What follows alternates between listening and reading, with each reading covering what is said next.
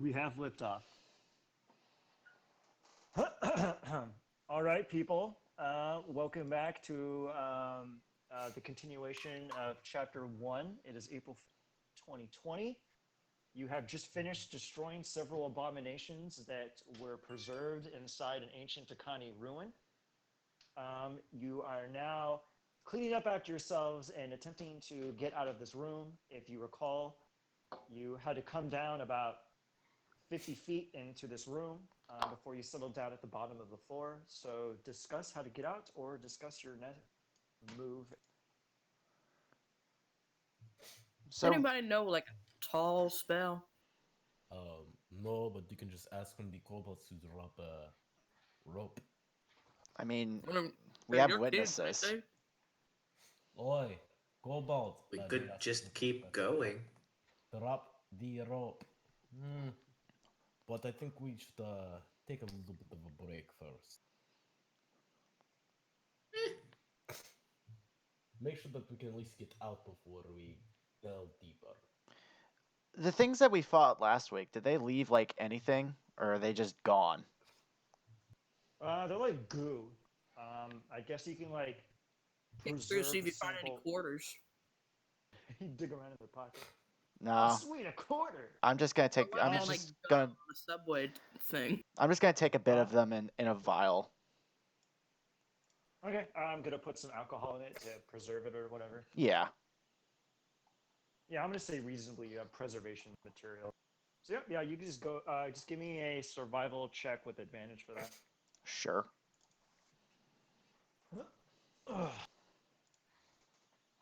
Fire up Cataclysm.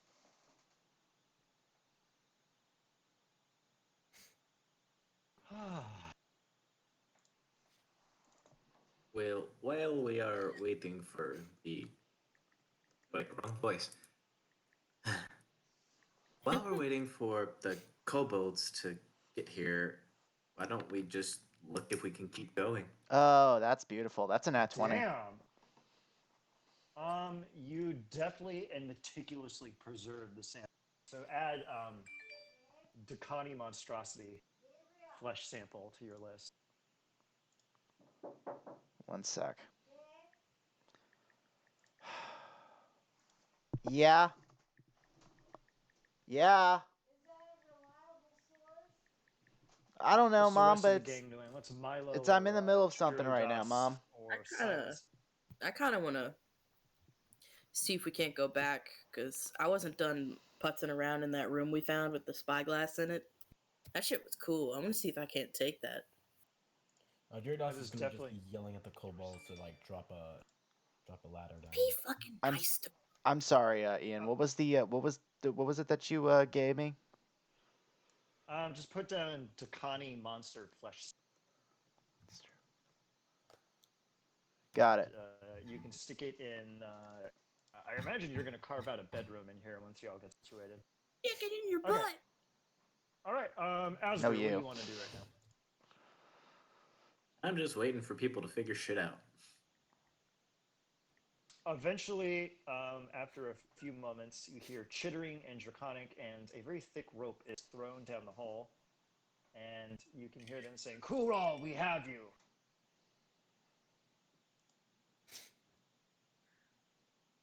Oh, and does the rope come down? Yeah, it comes down. Alright. Jados looks like so. It seems if objects can still pass through finally. Alright, I guess we can definitely go deeper, Asgard. Well, if you guys want to take shit, wrong voice. I keep doing that. If you guys want to take a rest, it seems some of you want to do that. We can do that, or we could have our friend here with her their worm. Look, I guess let's just have a bit of a look. Okay, Silas, if you want, you can whip out your worm and do an animal handling check with advantage to find. Oh, I was just gonna whip it out because I'm awful. Whip it out, whip it out. Yeah, let me roll that. Whip it good. Whip it good. Ba-da-da-da-da. Great minds think alike. Okay, so go ahead and give me that animal handling. Great check minds with it. whip alike. Oh God, foul. So I love you. Ooh. You know, that's Nice. 50 away from a really funny number. So, Silas takes out their worm and starts petting it on the side of its sensitive tendrils, listens to its coo, Oh, and determines that actually the nearest room is directly below you. If you could break through the ground about 2 feet, you'll be able to get into. into the spyglass room. The spyglass room is actually above you. But oh, that's the way I want to go. Oh well, then you just got to climb up the rope to get to that. Okay, But you I'm gonna determine climb that up the there's- rope, but I tell everybody else that it's real easy to get to the next room. Just jump really, really hard until you break through. All right. Just quick. Let me get back to real. So, do you all want to have some tools tossed down and break through the ground to get to the next room? Wait, I thought there was Is- a doorway right here. is this actually? There were 6 doorways, and they all had the bones. Remember? Is this actual water? It is actually. That's a problem. Um, Asher you looks could around and dig- goes, there's an issue with the water. If there's something directly below us, the water's gonna go in the room. Drowning you its could dig over in contents. the other. Yeah. You could dig in a place that doesn't have the water. Yeah, like me. Yes, room- but Wait, if it's only a 2 feet drop, then it's not a thick enough ceiling that it would structurally stay safe. I'm gonna say, give me an investigation check. I'm gonna help Okay. him do it also. Okay, go ahead. You two use your big PIs. We have the biggest, strongest dicks here. They have the keenest vision. your big penis is. I mean, after all, they all have one eye. Ah, Oh, you wonder. wink. Oh, how did you do that? One-eyed I just- trousers. Oh god, I Alright. just imagined it. Oh, gross. Whoa, whoa! What happened here? What happened? You do get an Okay. advantage Yeah, Oh, go I have ahead. advantage. Okay, hold on. because I'm helping you. You both are meticulously investigating surroundings. Oh my god. Oh no! Okay, Okay, so the here's what I'm DC gonna do. I'm gonna go ahead and just friggin' use the flash of genius, so that first roll's a 16. You're like, okay, so I'll describe this thing. Asger and Gyarados are doing a quick canvas of the waterway, and they notice that the water is only about a foot deep, which means that the ceiling underneath it is likely a foot. So it's pretty strong in this section, but if you want to avoid having to get water everywhere, you could dig in the corner. And our good friend over here, Belfin, comes over and says, hey, look, the rest might be tiled, but this section right here seems to be reinforced. You can see that there's like little rivulets, metal that's been waterproofed at the bottom. It looks like the pool is more heavily reinforced. So we probably don't have to worry about any cave-ins or any disturbances if we dig, say, in another. So the three of you reach that conclusion. Alright, then I go to a corner and start digging. Yeah, I. Okay. second that. Okay. I'm going to presume that you have the goblins and kobolds throw down.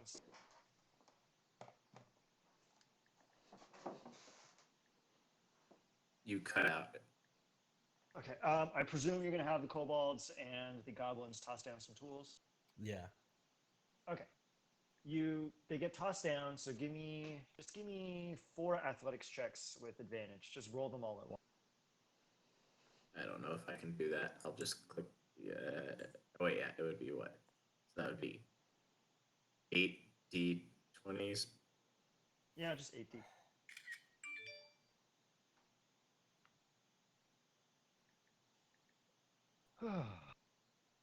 Here. and each one of those is plus 12. You see Asger gain their hands and Jurados come together, and they have a brief meeting of the minds, and they start fervently digging with such frenzy and abandon that actually within a few moments they have dug 2 feet down and have made a nice little hole. They worked in tandem, breathlessly, and they reached what seems to be a ceiling. You give it a knock, and you can hear a pretty sizable chamber on the other side. So you presume that if you break down, you're going to land in something. If you want to give me an investigation check. Oh god, let's hope this one goes okay. Please, please, please. There we go, that's better. You knock on it, you put your ear to it, you knock on it again, and you determine that the room is, if you were to break through this hole and jump down into the room, it's not very far. It's something that you could jump into without work. So do you break through the ceiling?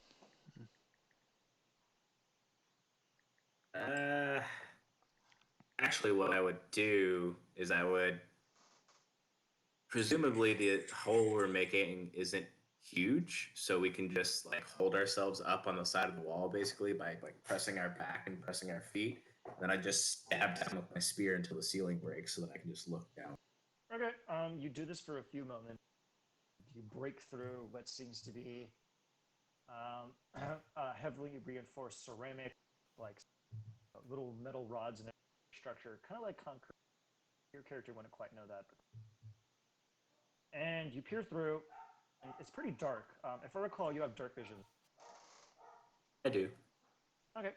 As you look in there, you see cabinets that have tipped over, scrolls, thick books, fanciful plush chairs that are trimmed in green cloth and what have you. And that's about it. You don't have no light sources, and you don't see anything terribly amiss. Okay. I hop down. Okay, you I hop down after him. Okay, are you gonna light a torch? Yes. Light cantrip, pop it on a shield. What do we I still bother? have the light cantrip popped on the shield anyway too. How long does that last? It only lasts for a certain amount of time. I can just Okay. redo it though. It's a cantrip. Okay, so you look around the room, and it seems to just be a narrow corridor. You can see that there's doors on either side going one direction about 20 feet and another direction about 20 feet. In one direction, the hallway has collapsed, and you can see the ceiling has caved in. All of the doors seem to have been blown open because of collapse. As you look down the end of the other side, you see that the end of the room is slightly larger, and you can see what seems to be a silhouette hunched over a table at the end of the corridor. At such a Gyarados? distance. Oh, sorry. Go ahead. Oh, go ahead. Sorry, finish that. Just give me an investigation check or a perception check for the shoulder figure.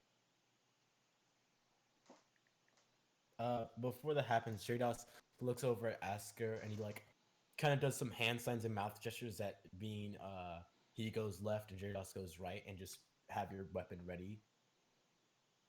Okay. You look at each other, exchange solid, silent, knowing glances, and go down the hallway. You can hear the clink of, you can hear the faint crush of sand and debris underneath your feet as you go down the tile hallway until you arrive at the culprit. And the silhouette is the skeletal remains of some creature hunched over a desk. A small tome is clutched in its hand. It's wearing robes that even by your standards you would understand as regal in importance, but their color has faded over an untold span of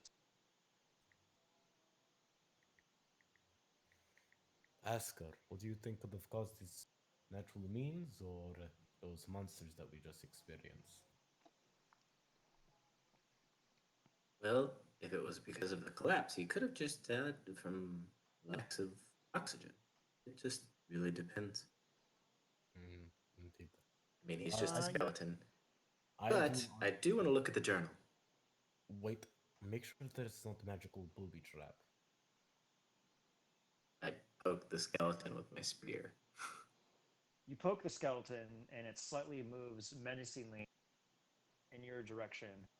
The hood, the creature falls off, and it seems to almost look at you for a brief moment until it just collapses on the ground, undoing whatever tension had kept it together and untold. As it falls to the floor, the tome just plops on the chair, and you see that a necklace that was strung around its neck has gotten caught on the chair, propping itself up. It glints, it gleams faintly magical light. I slowly pick up the amulet with like my sword, essentially, and motion to ask her to that it's okay to just pick up the tome. Is your sword magical? Yes. As you pick up the trinket, you notice that the faint aura of magic that you can almost always sense faintly on your sword seems to disappear for a brief moment and then reappear as the trinket glows a faint green and reverts back to nothing. Wait. Kinda, Let me see that. You would have to. Wait, did you go down with them? I imagine. I would have presumed I had. Yeah, I imagine. You would have thrown a rope down, got it secured, and then. I look at the like. Does the trinket look like it's lost magic? You can't readily tell. It's of strange make. If you want, you can roll a history check with disadvantage to figure out. Okay. How about I save us all some trouble and just cast Identify on it? It's a smart idea. Go ahead. That would be helpful. I'm going to do so. What am I looking at? Here, let me look up identify really.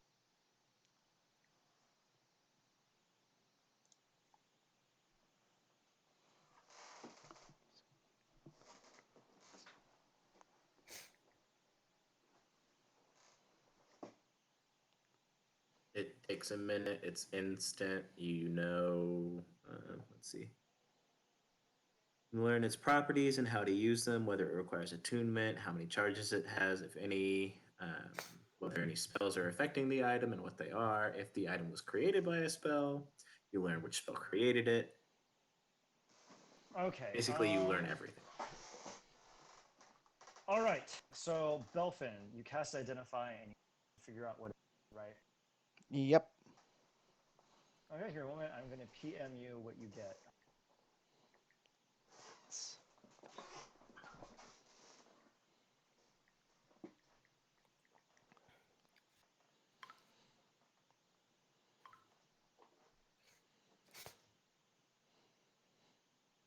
Tell me, Blue Blood, what exactly does this amulet is capable As you look at him, he's concentrating.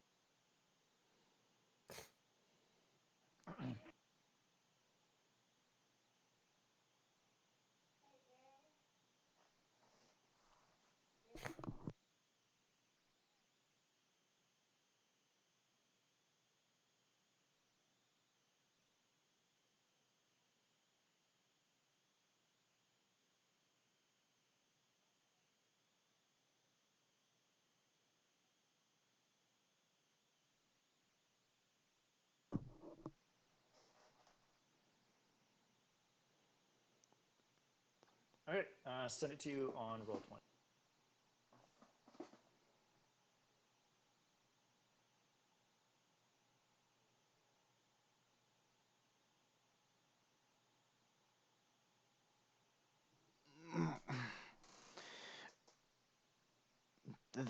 Well, that was unusual. Hmm? Just when I casted the spell, it Oh, go ahead and read the first section, then. yeah, I read the first section already. Okay, you can impart that, and then you can.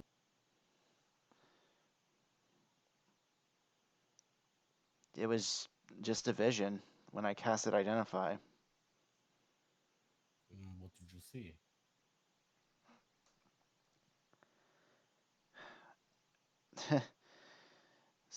Monsters swarming over a fields. A great dragon. Druids. Some kind of rune.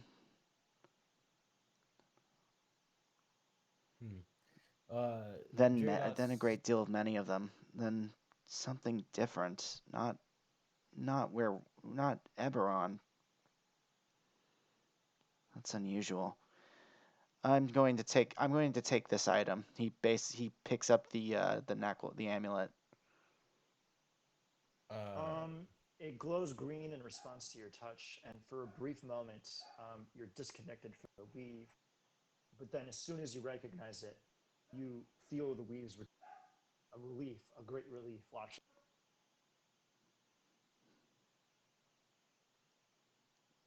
But wait, what? For the briefest of seconds, the artifact in contact with seems to almost disconnect you from the concept of magic. For the briefest of, and then you're reconnected. Such an unusual piece. Huh. I will be keeping this to myself for now. okay. That's good. But it was in the tome that you found.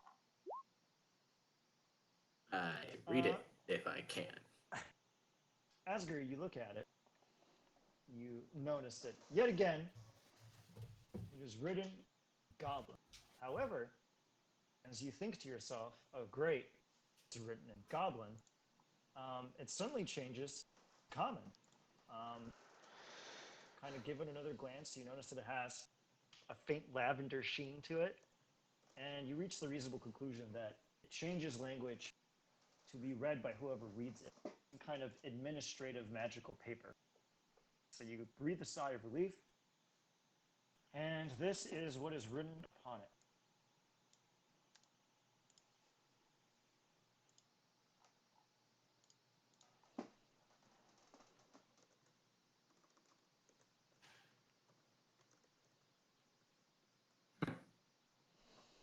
Um, seems well. Okay, first off, a weird magic item because it turns into whatever language you need it to. Meaning, it if you don't speak its original language, it changes to something you understand.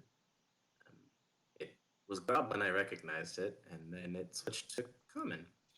And it says basically that they were having lots of losses, seemingly in combat.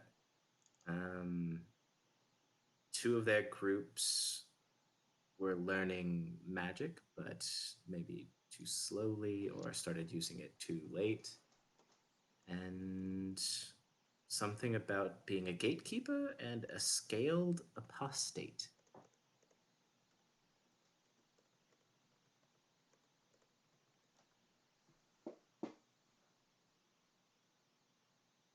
So, in other words, perhaps the city was taken out by.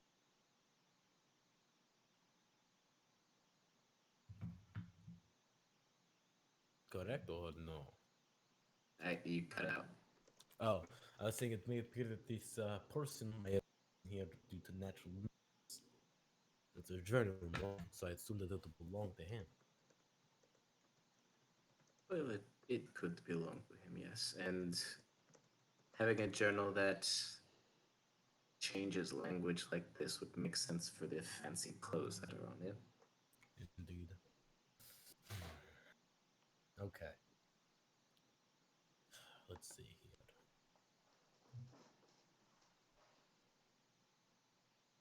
As much as I like to explore and understand, this is a waste of time, Asgard. We need to move faster and get these out of the We do. It's but the thing is, I think at this point we probably should sleep. Yes, you are probably correct. So this is as far as we get today, and tomorrow we come back and we try and find whatever creature did the horrible thing upstairs, and we end it.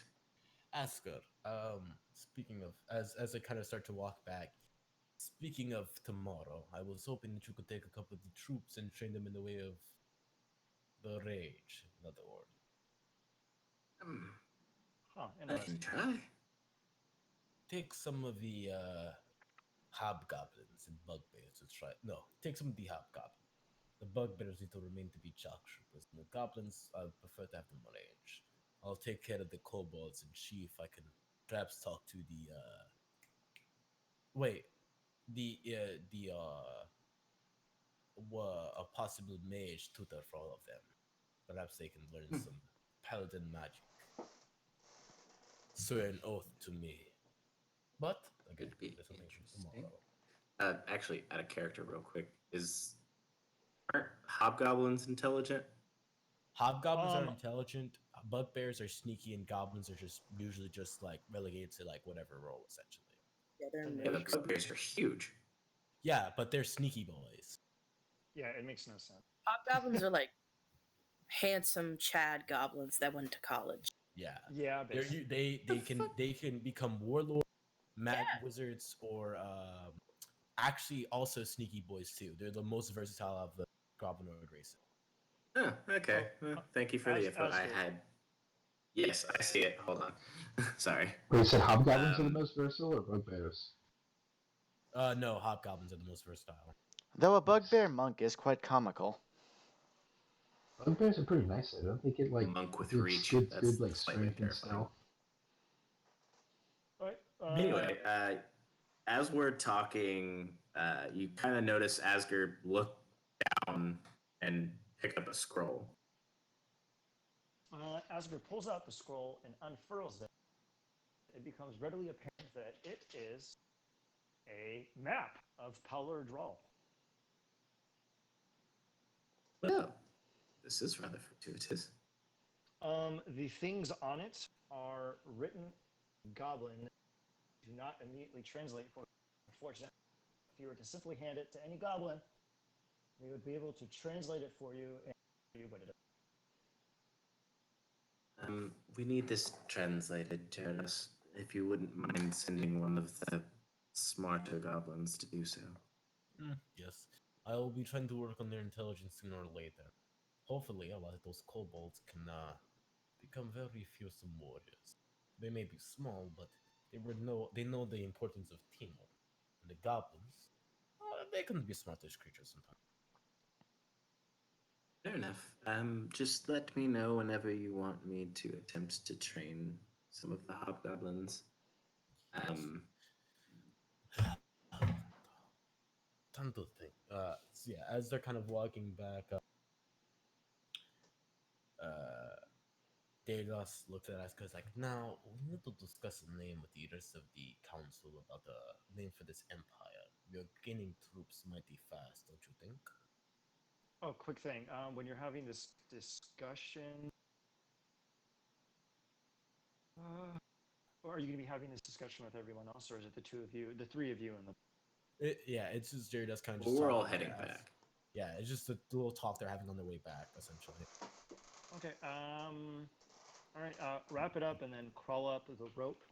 And when you get upstairs, I want to have Silas be able to go to that hostel, sort out the rest of the loot there, and then I guess it's long rest time because I think you all could probably use.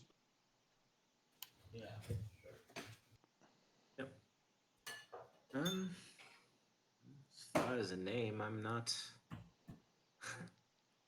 I'm not one for naming things. I'm one.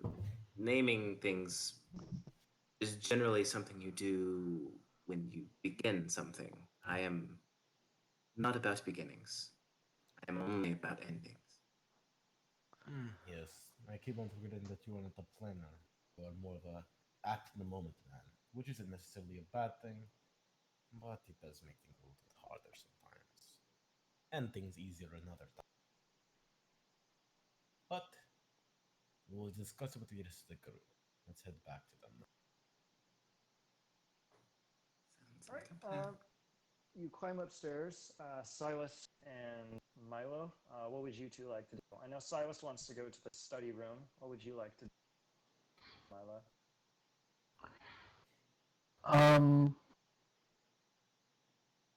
Wait, what rooms are there to occupy? The only one I think that you all didn't entirely search was the study. Yeah, And that's I'll the go to the I'll go to the study as well, unless someone's having some alone time in there. Silas, did you want company or did you want to do that on? Oh,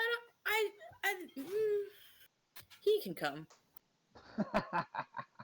Okay, so I guess we have Gyrodos and Asger and Belfin in the back, kind of commiserating amongst themselves. Silas and Milo go over to the study room on the way out. All right. Over. Just a quick minute.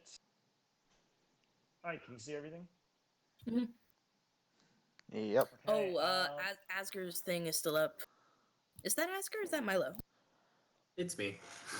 It is Here in a minute. Let me just go to this room and I will be able.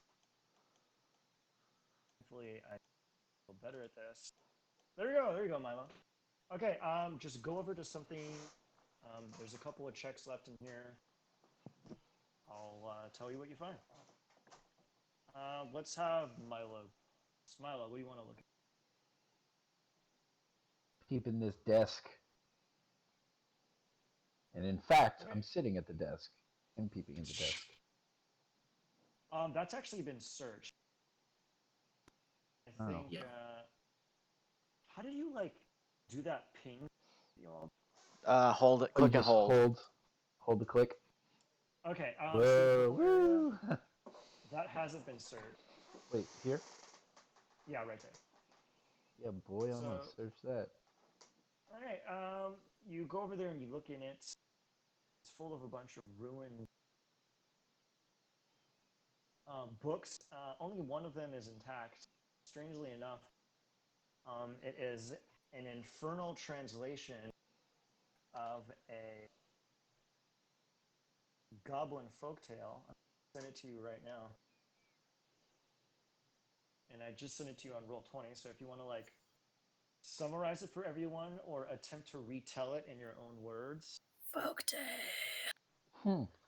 or you can save it for the campfire if you want later. Ooh, campfire would be cool. Yeah, I guess I might as well just I'll keep this little story in my pocket. I'll grab the book. All right, cool. All right, just think about how to put that one in there. And Silas, where are you going to be poking? I'm at this desk. I'm looking at this pretty ball. All right, you start looking at the ball and everything. It's a crystal ball. You can actually take it if you want. Oh yeah. It seems to be reactive. You figure that there might be something you can do with it. It's probably someone's spellcasting focus, but I don't know if you're vibing with running around with a giant crystal ball zapping people. Yeah, of course. So you could pocket one crystal ball if you'd like. As you pick up the crystal ball, you notice that in its base is a note, oddly enough. Are you going to grab it? Oh yeah. I'm gonna pocket that. The note is originally in Goblin. Kind of tell that it was written by a learned man. And it's almost like he was making course notes for something. And these are some of his course notes. They automatically translate, though, into common for you because it's like reactive paper. And the following messages on it.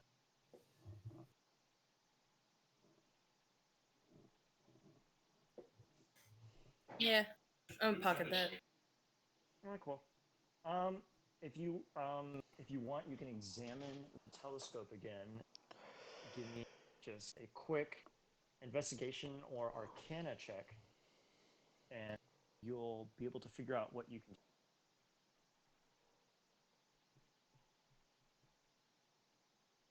Ah, dip. Oh, what'd you get? Oh, that's fine. It's actually an explode.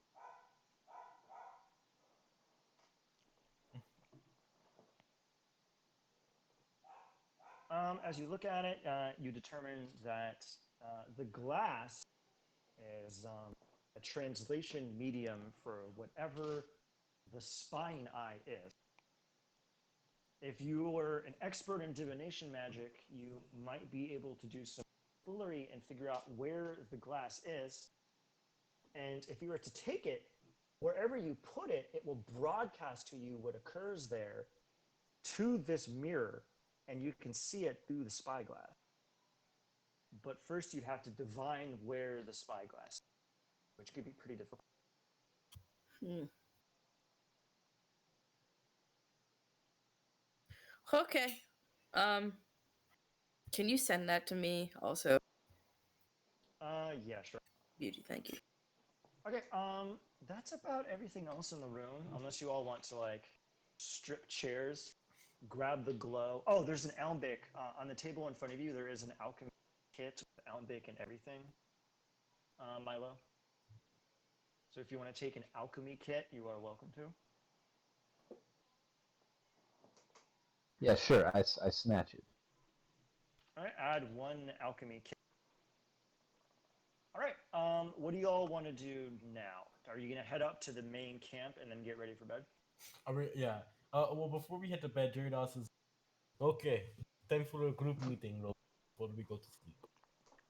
Oh, let me switch you all over to the camp. And there we go. Oh, let me move Milo over. Ooh. Camp. Campy. I'm so glad I and- figured out how to quickly move. I can't grab my dude. you have to put it down yourself, essentially. Like, yeah. Actually, Ian, could you take my token off the thing? I can't move. So, and I'll just put.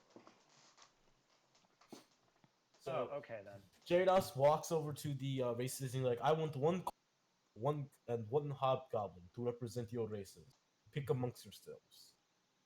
They chitter for you a few moments. You see them doing jumping jacks, and one of them is flexing his biceps. And the strongest two hobgoblins appear, and they're like, "We are here for you, warlord." Do you idiots not know how to count? I said one of you. Oh, I heard too. I said I need one from each. One from the hobgoblins that represent the goblinoids, and then one from the kobold. Okay, a hobgoblin appears, and then a kobold appears. The kobold's name Golgotha, and the hobgoblin's name Carlabash. is Jaw Rule. We're gonna keep that. Daru, hold on. You two will wait about here. When I call for you, will then join the meeting. Am I understood? Yes, warlord. Yes, Kalrul. He kind of gets everybody else. Milo, Silas, Esker, Bellerophon. Let's begin this meeting. If you insist. Yes, I'm here. He kind of like gets the table set up essentially, and he pulls out a map. So we are rapidly, quickly, and honestly, very impressively. I'm not gonna lie. So moving forward, we need to make our next plan of action. We need to excavate this place as quickly as possible, mostly to get that agricultural secret, as not only for our benefit but for the gnomes too, for them to give us a 9,000 gold.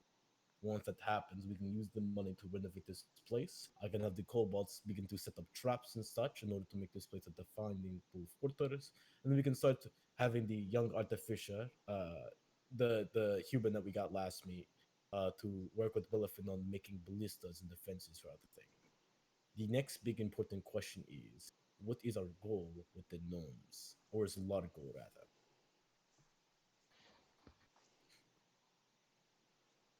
Hmm. One of the parts of our agreement was that we were going to get an airship from that gnome, correct? Indeed, one of them was going to be riding this with ship. Well, after He the said after that Hmm? he said that was an extremely low maybe, but if you give him more than he could ask for, he'll see about one disappearing. So, yeah, if we can get he'll one, try, but if I can get one, if we can get our hands on one of those, it would be easy to dismantle and reverse engineer. Indeed. But in terms of our relationship with Largo, should we? I think that we should perhaps focus on taking over Dargun right now. From what I understand, goblins, and he's like yells for Jaru. Jaru, come in here. Yes, warlord. How is your leaders decided? The strongest rules are warlord. Unlike other races, the strong rule here. So, we need to target the leaders of each of the villages, challenge them to fights, and then take over that said village. You make it sound easier than it Jaru. actually is. But not all shows of force are honest. Good point. I believe that amongst ourselves, we are 10 times stronger than most goblin leaders. If we can manage to be swift and appropriate with it, by say having an airship and moving from quickly from place to place, we could perhaps take control over villages in a matter of days rather than weeks or months that would take to travel in between each one. Hmm. You seem to be good at creating fear, which is the best way to convince this lot. Indeed. So rather than wasting our time with a show of force and possibly wasting bodies, why don't we can if we can continue to convince it, we can't and we can also not rely on one-on-one encounters working in our favor. This is the thing, Belafin. War is always going to involve the loss of life. There is no way around it. No matter that Brayland had one of the strongest armies in the Morning Wars, we still lost life. I am Death not is only a discounting the natural loss of consequence of. life, Girardas. I am merely looking for the best way for our success. And the best way for our success is to take things by force. Listen, I can go in there and cause as much fear as I can, but at the same time, they still need to learn to respect it. And seeing something versus hearing something says a lot. Actions speak a lot louder than words. Hmm. I see what you're getting at. But what I offer is more than just force.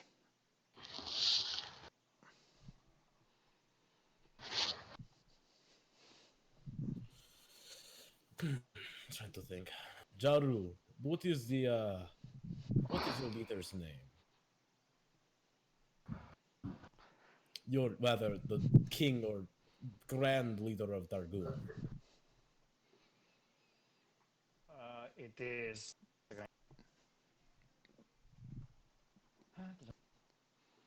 That's really annoying. It is the great warlord Lahesh Haruk Shadat Kur.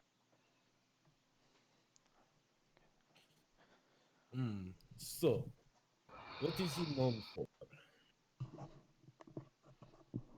He is known for being a shrewd leader who surrounds himself with the most capable generals, and he has a race of enormous defender giants known as Geraviars. Excuse me, my giantish is rusty. So, if we can't, luckily for him, we can't just target him directly and just take over. We need to slowly build ourselves up. But we need the airship in order to make the things faster.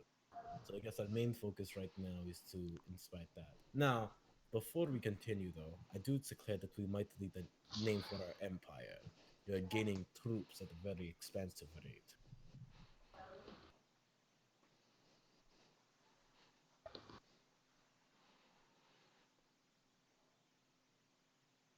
Are you all there?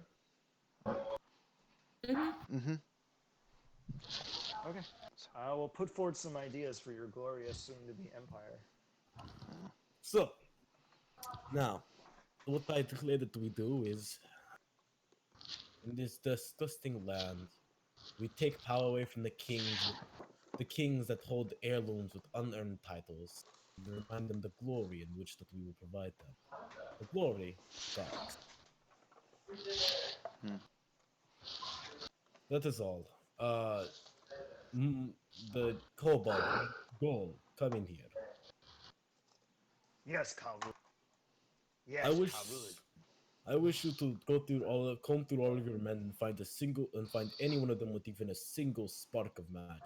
I know that kobolds tend to be wonderful sorcerers of Kai. Yes, Kavud. Good. Everyone to sleep. Oh, Meeting adjourned. Milo, do you want to read your story before bed? Is anyone else interested in a story?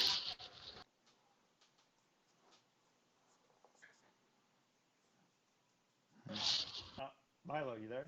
Yeah, I'm here. Do you want to read your story before bed? Yeah, sure. Hang on.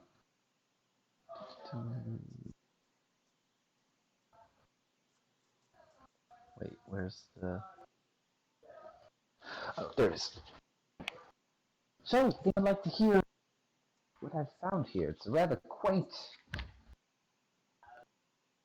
parable. Speaks of the foibles of technology. Ooh. Oh well, the foibles of magic rather. But really, what's the difference? Draal. There was a goblin. Drive mithril as fast. A wizard magically drive mithril. The goblin won. But then the goblin died. So I don't really know who the real winner is. The end. Riveting. A very curt rendition of Grawl, the mithril driving goblin. All right. Is there anything else we want to do before we go to bed? No. Okay. Remember, if you're wearing anything heavier than leather, you have to take it off to benefit from a long rest. I doff it. I doff my armor. You prop it up on a counter. I imagine Gyarados, you're wearing heavy armor.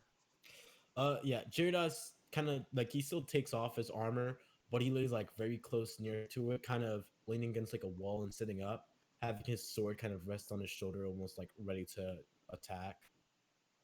Okay, I like that. All right, Belfin, how do you get ready for bed? He can still wear his. You can still wear leather, studded leather armor, and go to bed normally, correct? Yeah, leather armor. Light armor doesn't count Okay. at all. He's going to sleep. stay up and tinker with some of the other things in his arsenal. Silas, how are you going to get ready? I'm gonna lie down and close my eyes. Okay, cool. Okay, your armor is leather. My you armor's actually surround it. rats. Yeah, actually, the rats unhinge and curl around your body. The casual observer would see a Sorry, you cut out. Okay, the rats just cover you in a thin blanket, and the faint whir of their heartbeats lulls you to sleep. Oh. Yeah, that's pretty sweet. Anyone that sees that has to make a wisdom saving.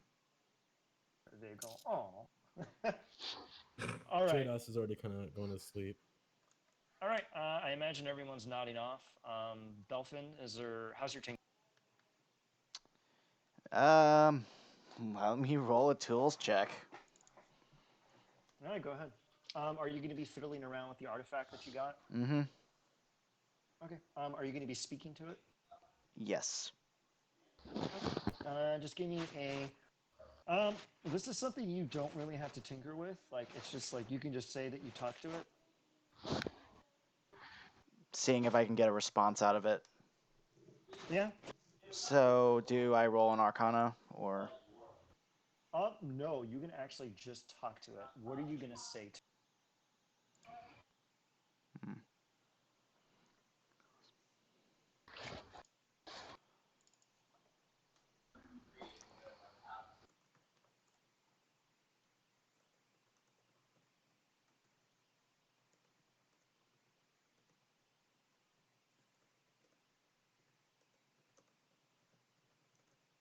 Oh, did you say? I'm typing it to you. Oh, okay, cool.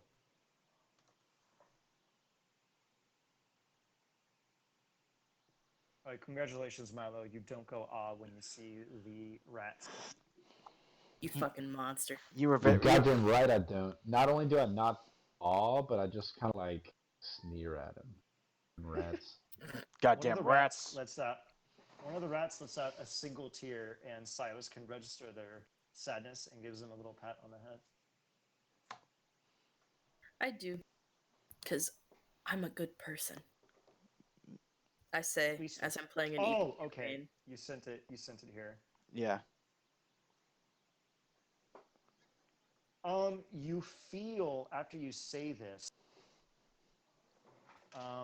you hear something, almost like you feel something coming over you, almost like the artifact has some semblance of intelligence, and you can't quite articulate what it's trying to bring to you, but it feels like an ancient voice speaking to you from a time long ago. Like there's a fixed message that lurks within this, and it needs you to allow you to hear it before you can hear it.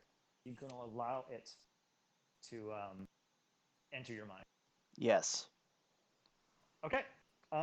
As soon as you let down your mental guard, you feel yourself stiffen up and you feel something take over you.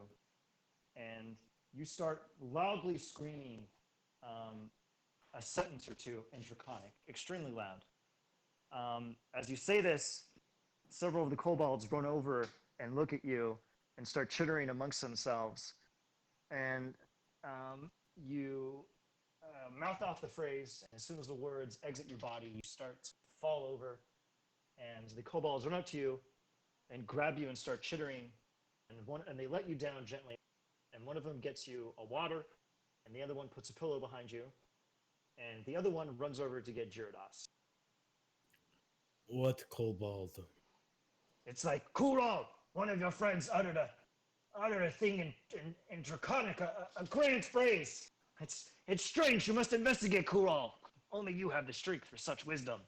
Gyarados asked in Draconic, what did he say? And they relay it to you. What was it? Belfin, do you speak Draconic? No. I do not understand Okay. Draconic. What does the kobold say? I have to copy and paste it. Okay. And I have to find it. Oh, yeah, here we go. Actually, Belfin, even though you are overtaken by the message, you know 3 of the words. You make out Kyber, Eberron, and Siberius. Did you send it to me on Discord or? Oh, I literally just sent it to you on Roll20. Like, I had to find it.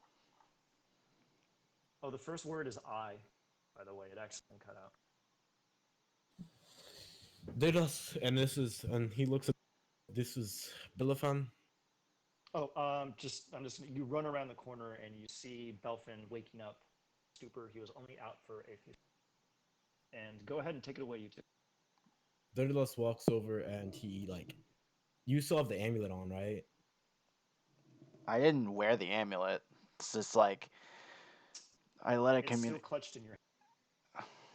Daedalus extended him. Give me the amulet. And why do you want it now? Because I want to see if there's draconic writing on it. Okay. He puts it into your hands hesitantly. Gyarados kind of scours it and sees if there's any symbols or writing etched in draconic. You look at it, and there are no draconic runes. However, when you touch it, it seems to glow faintly. He then repeats the words that the kobold told him in draconic. Erotic, by my blood and bone bind, I'll rune upon this and exalt in its denizens. The Dialect are hereby banished from Eberron, Cyprus, and Khyber. Hoping to maybe get a reaction out of it after speaking it in a draconic. You mouth off in draconic, and you see a small sphere of green light appears maybe a foot in diameter, and it keeps growing. As you're holding it, you're enveloped in the green sphere. What would you like to do? Jarados is just gonna sit still and kind of let it happen, essentially. The sphere keeps growing until the entire camp is actually bathed in a strange magical light. Um, everyone who is awake, I guess roll me a wisdom save to see if you would have been. No, actually, a con? I don't know. Whatever the hell you think is appropriate to determine if you woke up. And if you are already awake, like Belfin and Gyarados, give me an investigation check. Alrighty. Or perception check. Or Screamed, arcana. right? So wouldn't it be a perception check to see if we're awake? Yeah, just give me a perception. DC 10. If you hit a 10. Okay, Silas is somehow asleep. Unnatural Just 20.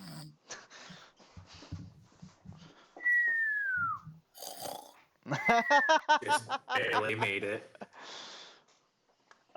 Silas, give it to me again. And Asger wakes up and notices everything is bathed in a green light. So We give getting me abducted? You're not getting abducted, No! but now I kind of wish you were being abducted. Okay, perfect. Okay, Gyarados I fart and roll Dolphin. over. and Asger, you notice that all of the magical items you have do not have magic in them anymore. What in the hell? Absolutely everything in this green glow has been completely denied magic. Jarados smells to the ring. This thing can take away magic. It's an anti-magic field, Asker. Let's see if those gnomes want to talk shit anymore and just pop this underneath there. Those ships run on magic, don't they? Be a shame if they fail. Oh, I have a plan Also- brewing. Remember that those ships are big, so make sure we're hella far away from them, please, before we Yes. do that. Understood, but point being, he kind of looks back at the amulet and tries to kind of talk to in Draconic. There has to be a trigger word because I said what the kobold told me Belafan said. Try telling do it you to. mouth off the Gyarados kind of like puts it on and tries saying like words like kind of just repeats the phrasing again.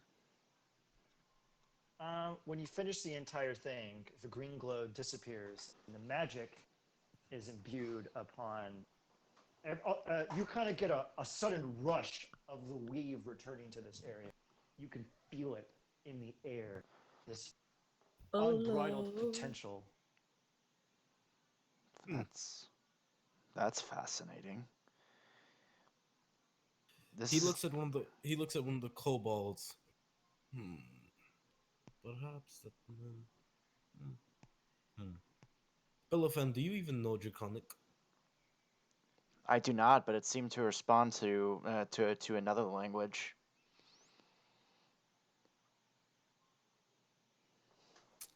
The kobold said that you said the initial phrasing in Draconic.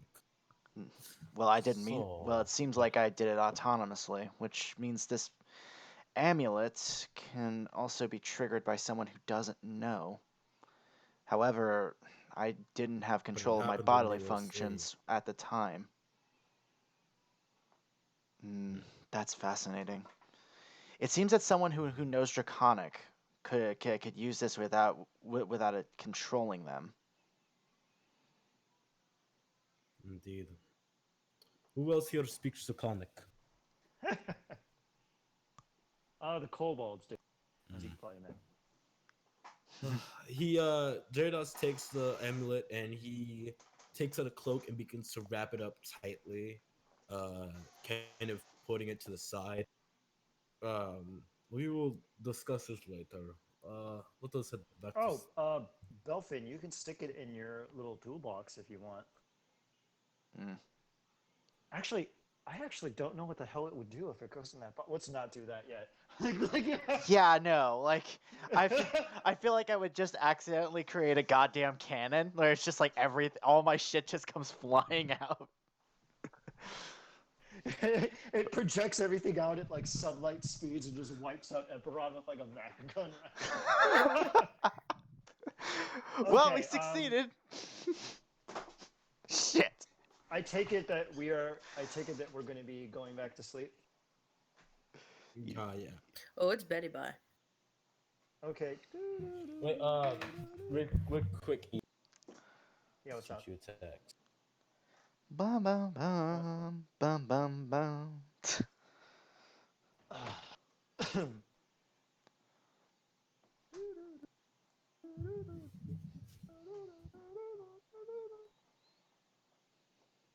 Oh.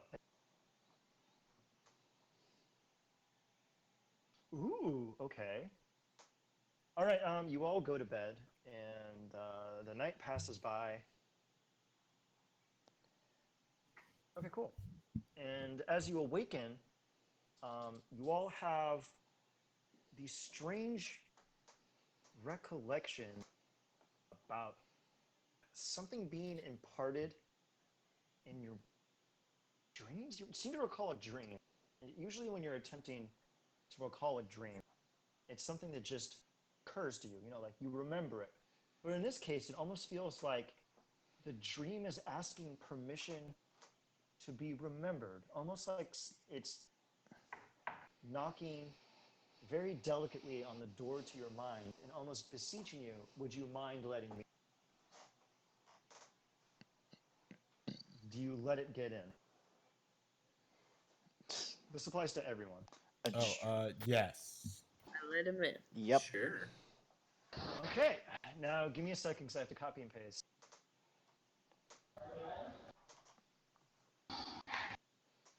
And as you all are sitting there ruminating,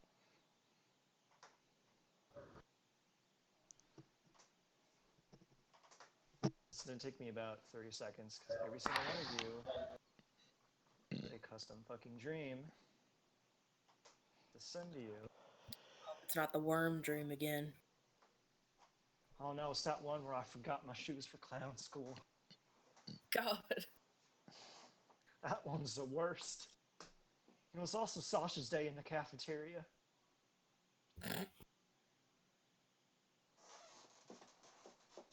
Okay, I am posting it.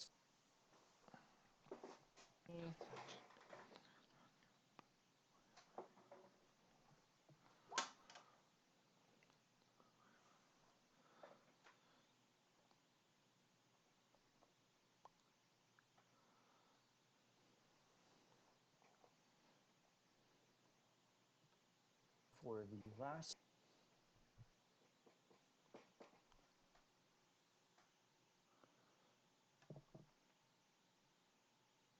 Okay, you all have your dreams.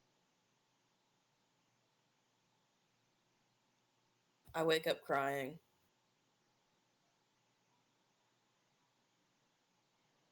You awaken from your stupors and the early throes of the morning, blinking your eyes to come to terms with yet another day alive. You feel these memories enter your mind. And as you ruminate over them, you realize that.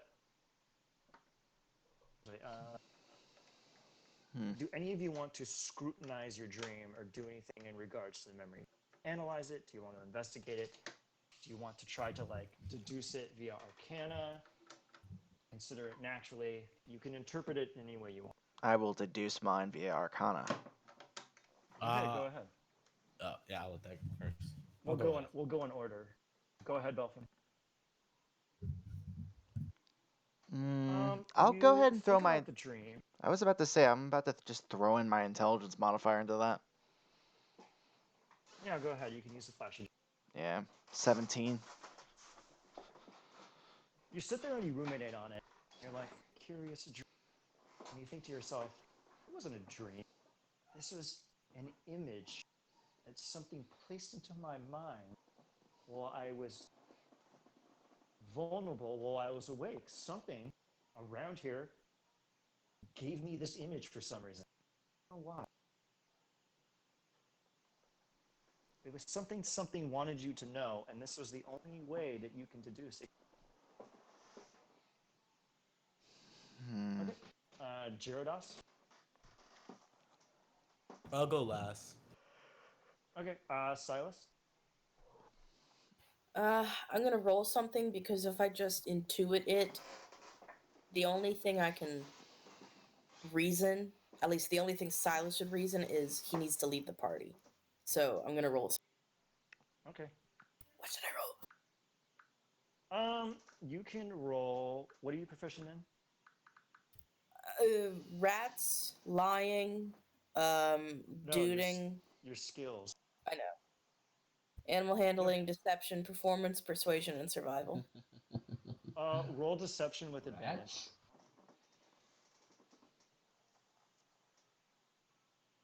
Ooh. As you think about the memory and you think about how much it hurts to lose, you realize and how it must feel terrible to be caged up. You think for a moment and you go, you know what? I don't think that Henry was essentially what this was trying to convey to me. It was trying to convey to me something was caged up. It just knew that you would react the most to Henry and you would empathize the most with something that's stuck. So something was trying to convey to you that it's stuck and it wants help. And this is the easiest way it can think of getting that into your thick skull, apparently, was using Henry. Oh man. You can, though, deduce that it's not actually Henry. Oh, I know. It's still sad. I know, right? Okay, Milo, it is your turn. Great. Roll whatever you think is appropriate to analyze the dream. You can roll anything. I will just interpret it based on the skill you use. All right. Well, in that case, I'm gonna do this. Okay.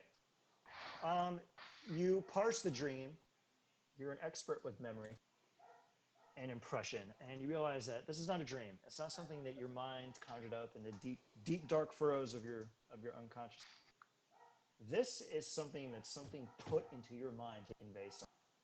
As you ruminate over the images, you realize that it was broadcasting to you a means to destroy it. It yearns for destruction, and and in the best way it could, for reasons you can't piece together too much. This is what it was telling you. This is the way to destroy it. It kind of gave you some hints as to where it is. So you think, it's in a plane occupied by these people, and it's some kind of relic some holy relic that's been corrupted by the touch of fiends or something, and you need to find it. That's all you can garner. Okay. Heard. Okay, Asger? Yes. Sorry, my mic might be different for a little bit. I'm having to charge my headphones. It's fine. Okay, how do you want to interpret your dream? Wait, you said we could roll anything? I want to be a smartass and say I use athletics, but... that would be really weird, and I'll think about what angle I can do. I mean, if you decide to go for like a morning jog to figure out to kind of get get more out of your dream. Morning, like calisthenics, thinking about it. Okay, if you want to do that, go ahead. That's actually really curious. Doing it because it's a plus 12. If you fail, I'm gonna laugh. Okay, you don't. Let's say it's kind of hard to fail with a 12. You look around and you see everyone else using their weak minds to figure out what the problem is. You decide to do your morning stretching and calisthenics. And as you are rubbing body oil on yourself, laying out a dried animal skin in order to do yoga or whatever the hell it is, you think and you ruminate on the messages in you, and you get the feeling, you realize that wasn't a dream. You're familiar with dreams, and you're familiar with how hell contacts you. And it was similar, that hell, it was almost like hell was speaking to you into a dream, but it was another entity. And you can tell by the mental impression that it gave you that it's not an evil entity. It's one telling you something about itself. It's stuck somewhere. It can't move. and it yearns for release. It's basically telling you, you are a servant of this god. I know this. I am in your mind, and I'm going to speak a language that you cannot forget. Find me, release me from these bounds, and my soul will go to your mission. Do me. And it conveyed that to you the swiftest way it knew how. I like it. Never underestimate the power of calisthenics. Okay, that is everyone's dream. You are all waking up, so kind of tell me about your morning routine. You skipped me. Oh yeah, I'm sorry, I forgot that you were last. All right, go ahead, I Jiradas. do not What do you want to do? dream. It takes too much time. I do not dream. These Dreaming inefficient- is for the weak. I guess I will use my. Can I use like my charisma in order to like? You just saw a guy do calisthenics. You can do whatever the hell you want. I guess I'll do like use my I guess I'll use like my relationship with people in general to kind of interpret my dream. Okay.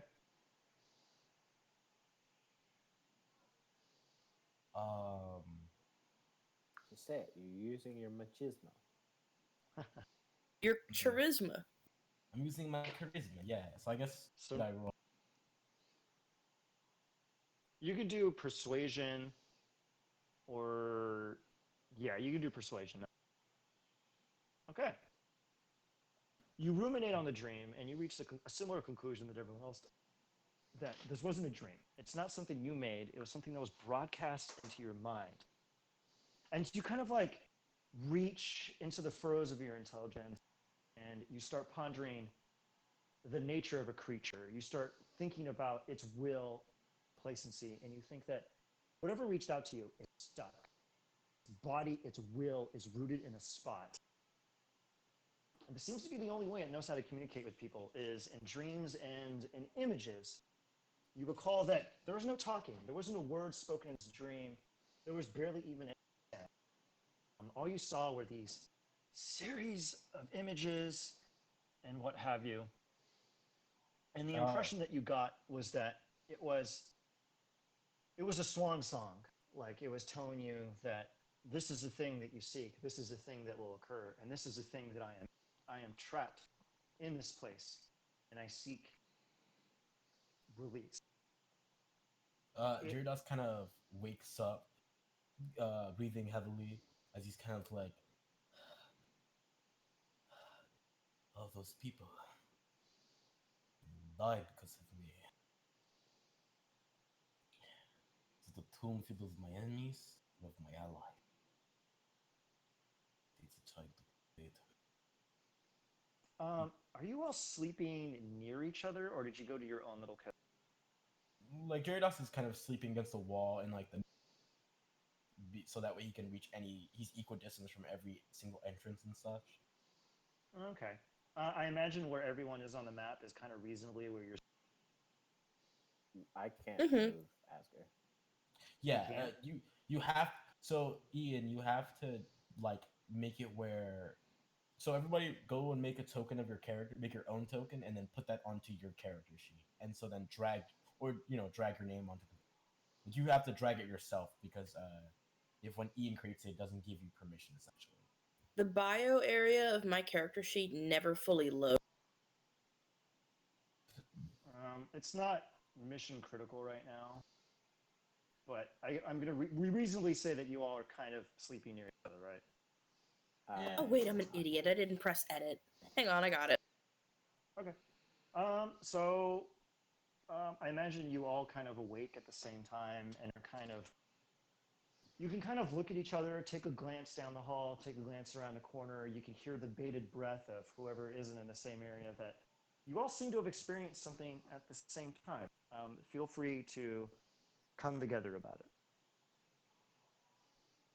That's weird. I put Milo in here, and Milo was fine.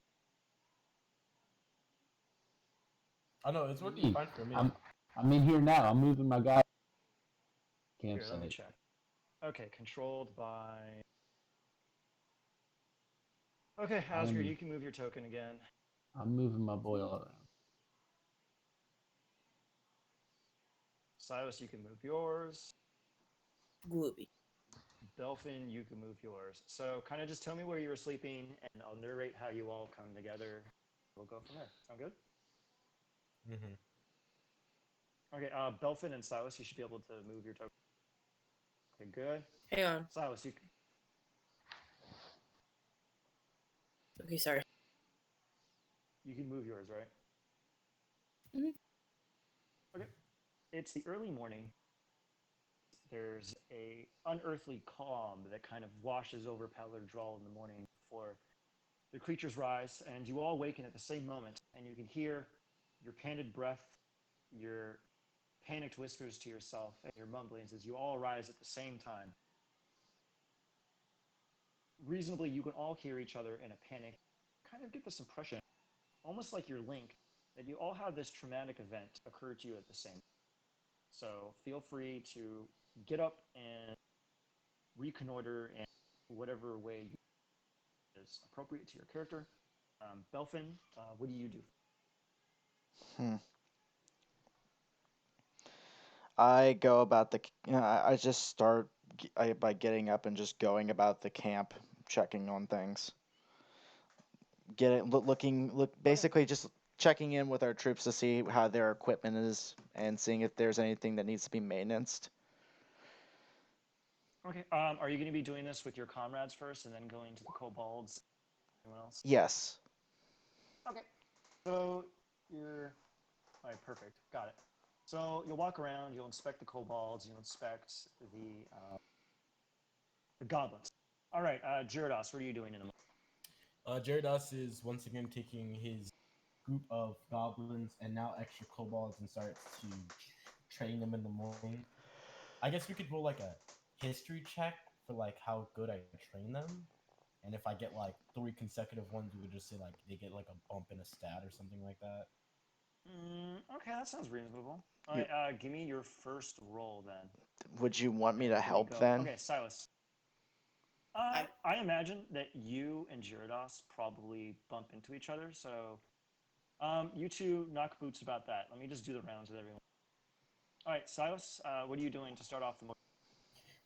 I shed 1 tear, and then I feed my rats, I feed myself, and just clean up and get ready for the day, keeping an eye on everybody else's activity. Okay. Milo, what are you doing? Right. Milo's up. Something about that dream he can't quite, put his finger on. But he gets up. He tries to brush his teeth again, and then he looks to his like a bracer on his left arm, and kind of charges it. And he kind of shakes with an energy. He has to grab onto it with his other hand, and then it settles. And then he just kind of dons his armor. Okay. Asger, what are you doing?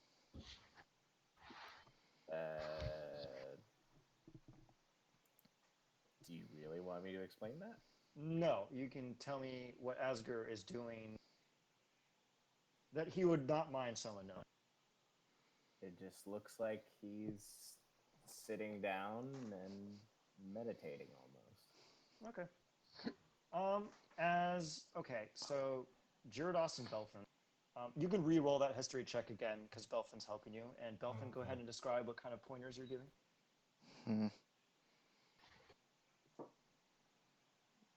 Wait a moment.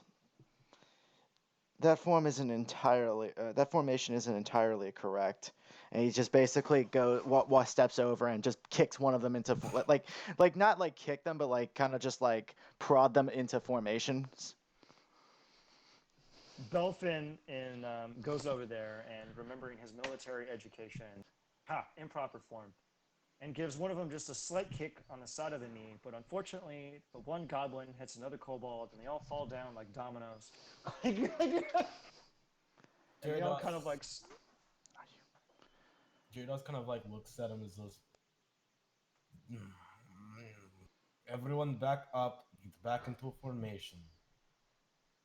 As they do this, they all get up in formation, and as you're counting them and getting ready, you see three hobgoblins are standing. What the hell? Okay. To the southwest, you see three hobgoblins come in, and they stare at you blankly.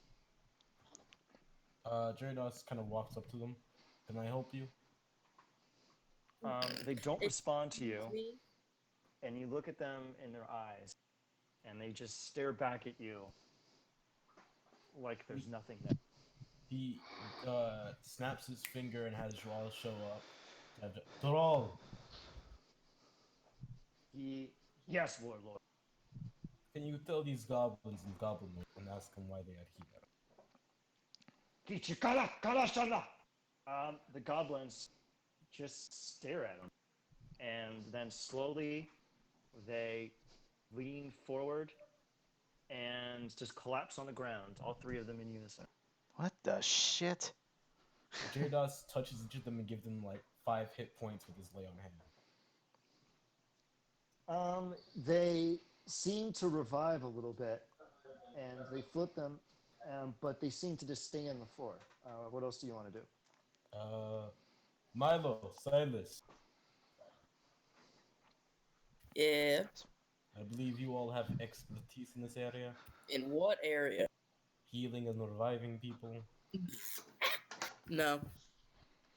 But Yes. I'll stand and be supportive. If my services are necessary, I can come Nurses through. have goblins to help. On the way, come grab me. Jahal, send 3 bugbears to watch and make sure that Milo isn't taken over by these hobgoblins. But sir, these men were our previous scouts. They must have just come back from their duties. Is it safe to go outside? Wait, our scouts? Yeah. You had some of the guys that you have patrol the perimeter whenever you go to bed. I rolled. It's 3 hobgoblins time. Back. Yes, I understand. That it's not important. It's not safe to go outside, but they still need to be nursed back to health. Do you want to give them an examination or anything? I'll let Milo do that. Okay, Milo, it's your time to shine. What do you want to do? Yeah. What's So I guess I'll do a medicine check to kind of, because I mean obviously they have like missing hit points, but I want to see if I can maybe deduce like what happens to them. Okay, go ahead and give me a medicine check. Holy shit! Okay. You flip each of them over, and they stare blankly into the ceiling, and you determine that on the sides of their neck seems to be bruising, and there are these strange little dots, a perfect little ring that run around their neck. Give me an investigation check. Yeah, great. With advantage. Okay. Wait, advantage? Great. Oh yeah, love that button. Investigate. Got it. All right, not great. This is something you can reasonably deduce. You look at it for a moment and you're befuddled, but your medical knowledge determines that this isn't a medical condition. It seems that a collar or something was clamped around their neck, and it seems that the divots on the inside of the collar made these strange holes. It's kind of curious. I haven't quite seen it. As you give them another Passover, you determine that there is nothing medically wrong with them. It looks like their feet have frostbite. And Okay, I'm gonna Yeah, go ahead. Sorry, go ahead. No, you go ahead. It looks like their feet have frostbite, and they seem to be fairly exhausted. Like they just got back from a really long hike. And that's all you can tell. There doesn't seem to be anything. Their condition does not seem to be medical. Okay, can I cast Detect Magic? Would that do anything? That actually would. Go ahead and cast Detect Magic. Alright, Detect Magic. Yeah, I sense a presence magic within 30 feet. They got a faint aura around him? There is a faint aura of enchantment magic, and as you parse what it tells you, the hobgoblin is under the effect of the feeble mind. Okay, great. Is that a can I let restoration that away? You cannot. You need to use Greater Restoration, Heal, or Wish in order to end this condition. What Damn, about boy! what about Actually, that? I'm not even high enough level to do that. What about that amulet? Huh, actually, that is interesting. Go ahead and try that if you would like. I currently have it on me, so they would have to come and grab me. I'm bit. So Belfan goes and looks over at one of the hobgoblins.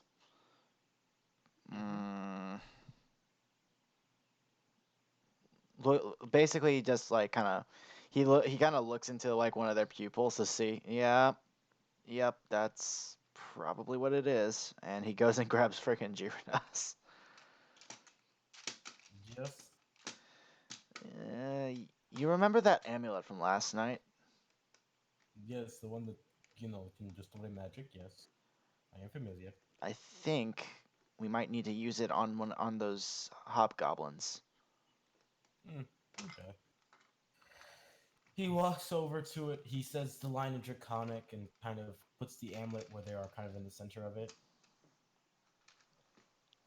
You mouth off the Draconic line, and the sphere emanates outwards. And this time you notice that the magical effects on you don't go away, but the hobgoblins start to blink, and they go, huh, what's happened? And they get up. What happened to you? We were, oh God. Okay, let me try to think. We were patrolling north of here. We were high up in the mountains where it starts to snow. God, my feet hurt. Oh my God, what happened? My legs! And we saw this strange group of people. They were in white robes, but they were thin robes. But we were high up in the mountains. It was so cold that we were in furs and boots. And they had this cart, this big cart. There's 8 of them. My memory is fuzzy now, but I remember them asking for help. And before I could say, these are the lands of our warlord, leave, I started to help them move their cart around these rocks. I couldn't say no. It was so strange. Then they put these collars on us and said, would you kindly help us some more? And then we helped them bring the carriage into this valley. And then they said, thank you for your service. You may return. And then all I remember is being in this cave and then falling over.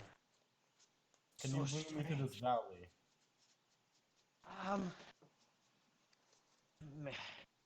No. I can see it in my mind, but trying to get there is not possible. It's like they took the memory from. Strange. I know that I know one thing. It is straight north of here. If we just head straight north over the mountains, you will quickly find this valley. It is near some temple. Yes, there is also a temple. I think they took shelter in the temple after we left. But I don't know of any temples in the north of here. He looked at the other hobgoblins. Do you have any?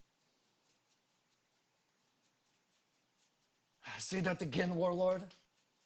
He looked at the other hobgoblins. Do you know anything else?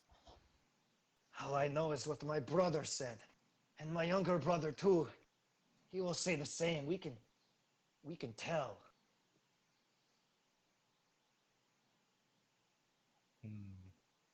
Oh, I remember them being pale.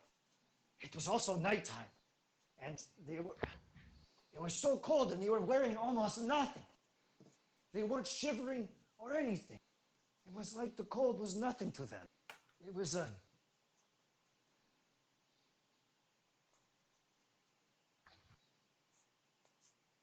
younger brother, do you remember anything? I do not know. We were simply telling jokes, having fun, talking about playing cards, fun times. But all of a sudden, we decided to go over the mountain to check some more. There was something suspicious. We got this impression that there was something evil, very evil over there. Real bad guy, like real evil, like the most evil guy you know. And so we went over. Oh, God, everything is fuzzy. Okay. Well, these people have declared war, so go over the mountain. Bellyfin, Milo, do you mind grabbing the others? Of course. Yes.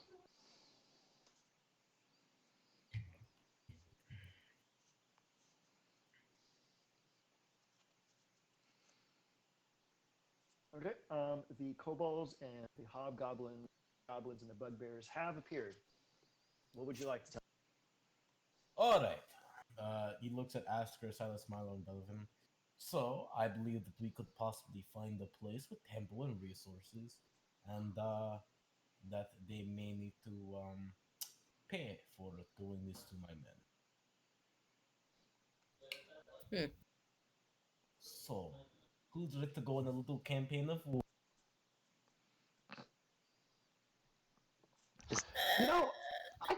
I could war. Is that even a question at this point? Yes, it is a question. Then you already know my answer. I don't know. He looks at Belfin pointing at Silas. That is why this is a question. What exactly is the issue?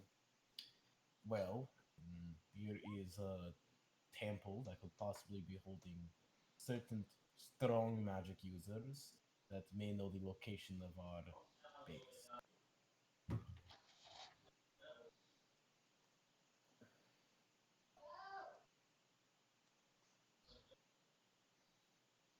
How would they know the location of our base, though, unless they followed them? True, but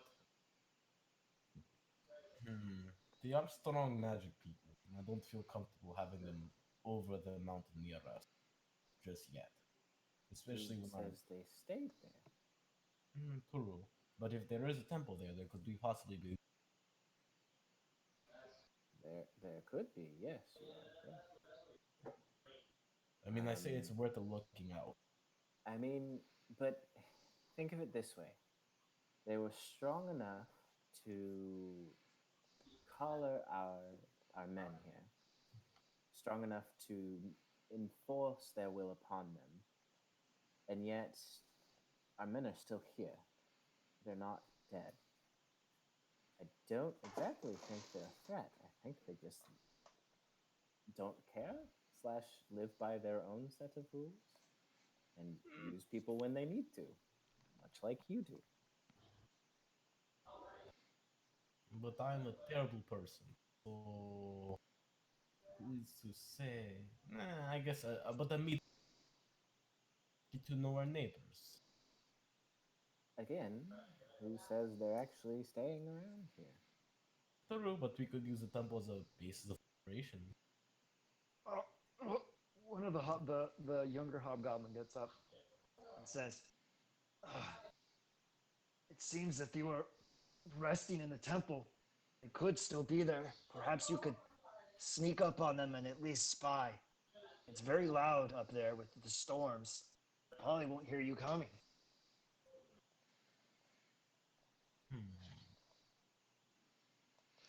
If you want to take a look, we can take a look. Okay. He points at a couple of the bugbear. To one of the most shit. Oh, forget it. We're good. I thought I broke out. Keep going. He looks at a couple of the bugbears that we have. Who all will be coming with? Okay. Who wants to come with me on the espionage mission? Oh, espionage. Hell yeah. I'll be joining. Me as well. Well, then I guess we're all going. I'll just be there if shit hits the fan. So yeah, I guess we'll start to head over the mountain. You do reasonably know that you're going to have to prepare for cold weather. Thankfully, there's actually mining equipment and some other stuff around here. Oh shit, we could use the sleds! Oh shit, the sleds! Yeah! Oh my fucking god, do it! Okay, okay, oh god, you'll need animals to pull them, unless you want to No, just, they like, You're don't. not stab using as... my rats. What if we polymorphed the rats? Wait! Don't we have a power? Can't they like summon some? Uh, what level do Is that- What if we get the goblins to do it? Just running the goblin behind it? That's cool. Please tell me someone has polymorph, and you're gonna polymorph the rats into reindeer. Dude, let's just use the rats. If there's enough of them. How Wait, many rats you got? I thought they were like small sleds though. That's why we had like 13 of them. They were just stacked Oh, on yeah. top of each other. I Hey, think each one can hold gonna- 3 people. I'm gonna So be right if you- back. I need to go to the bathroom. Okay, actually, you know what? It's around the halfway point. Take a little 5-minute break. 5. Take a little 10. Yeah. All right, we'll take a 10. Does a 10 sound good? Excellent. 10 Yeah, sounds great. Okay, Will do. let's do it. 10 or time. Ugh. Well, this has been fun. Hell So yeah, when dude. did ending the world turn into Minecraft? As soon as I asked them, hey, where do you want your base to be? And they decided to pick one of the most ancient Takani cities. It's full of loot. So it just basically turned into Minecraft as soon as they picked Paluur Draal. Yeah. And they spent a while on it, and they decided, oh, Paluur Draal, that looks quaint. And then I'm like, okay, cool, it's just some random fort. What could possibly be? Oh, it's one of the most ancient Takani cities, full of relics the world has never seen. Cool, great. So... Yeah, you were not ready for this. Oh no, I besides the Um, fact that, oh wait, you also invited one of the artificers with a curiosity bigger than his brain. So I'm so thankful that you spoke to it because that's one of its triggers, and I was like, hell yeah, he's gonna get the cool spooky thing. I was Well, pretty pleased. you know what they say, satisfaction brought it back. Oh, it did. It did. I don't know.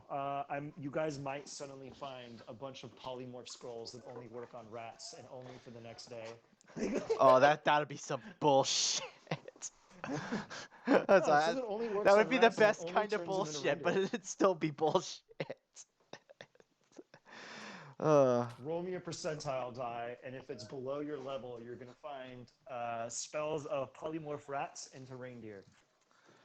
That sounds fucking hilarious. All right, this is open. I'm gonna Would go. Silas still be able to control them? Yeah. Yeah, because they're under her command. Their bard Under his their command. bard college is that they're really good with animals, especially rats, and they're her rats. So even though they're Ian, I'll be right back. they're Okay. still... The recording will still be yeah, it's- ongoing, so try not to blow it up. Okay, cool. Hey, anyway, Gabe is like the coolest guy ever. I'm really thankful that he did all this work. I Wait, what appreciate did he his do? favors. Up to. Nothing. Okay, we'll talk about him later when he gets here.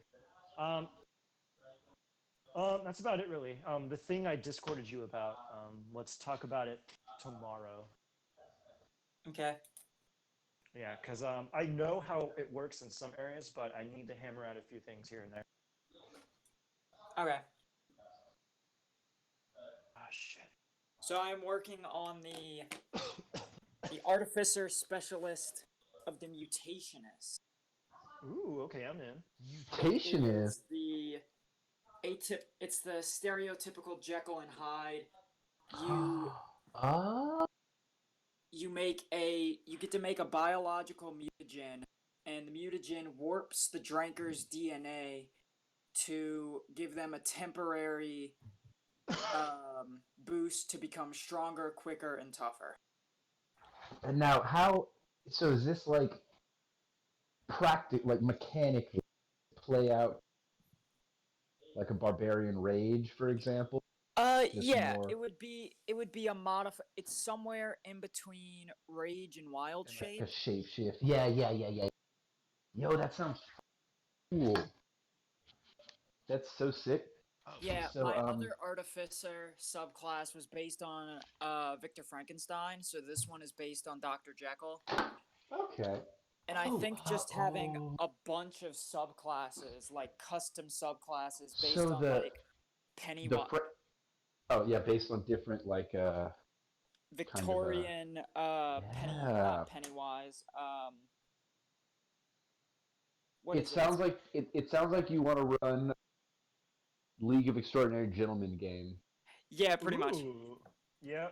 Well, let's call a spade a spade. Which, by the way, would be fucking sick, and I would be on board to play that. Hey, Ian, do you want to make that your next campaign? And then Dude, that would be sick. I can run Victorian. I could run my mutationist and be the Dr. Jekyll. Yeah, totally. So sick. Oh my god, I would want to be the Invisible Man. Ooh, or maybe I don't know, the Wolfman would be tight. That would be pretty tight, yeah. Or like Let's see. now, what if we okay, I'm trying to think of what other Ooh, the Wolfman can be the druidic circle of lycanthropes. Yeah, oh shit. Yeah, that's great. I'm writing that down. That's the next subclass I'm making.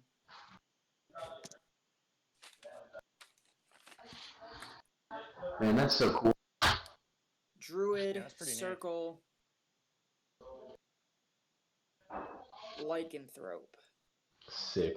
Hey, can I just say that I'm like really grateful like how just wandering you're into breaking deep up, like- Oh, What was that? oh, can you hear me now? Yeah, I'm really grateful. I'm really grateful that I just happened to like meet y'all before. Oh, dude, Like, I just know. I'm so randomly? thankful. I know. I'm so thankful. Like you've been a Super blessing stoked. in my life. Yeah, you've Because been a blessing in my life. because this is really like, I mean, this kind of, I mean, I'm at like 3 games a week now. This is really like jump started my interest in playing games, and I've met a bunch of awesome people, and like, I don't know, I'm just really grateful. Yeah, me and Ian were talking the other day about how Misadventures League got started and about how Connor, who used to play in Misadventures League but had to drop out because of work and his fiance, used to work with Jahi at Kane's and invited Jahi to jump in to fill his spot because he felt like he was falling out. And then I invited Ian from Adventures League when I was running it on Fridays. That's where Augustine, Kat, Cole, Ian, that's where a large sum of people came from. And me too, I guess. On Adventures League Friday. Okay, I'm back. Yeah. All right, welcome.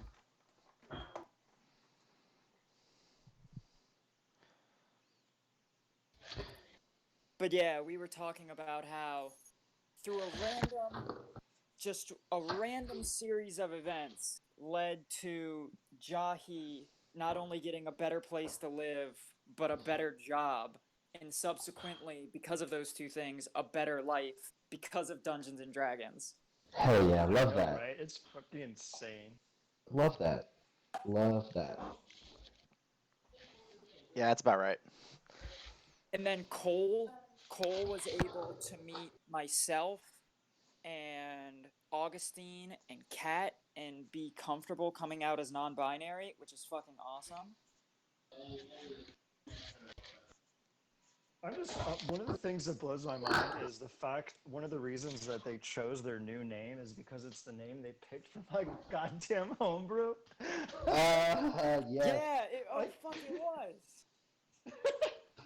And they're like, you know what? I was sitting there, and Ian made a character where I could really just shill for the French Revolution, and I just, you know what? That name spoke to me, and I was like, I can't believe it.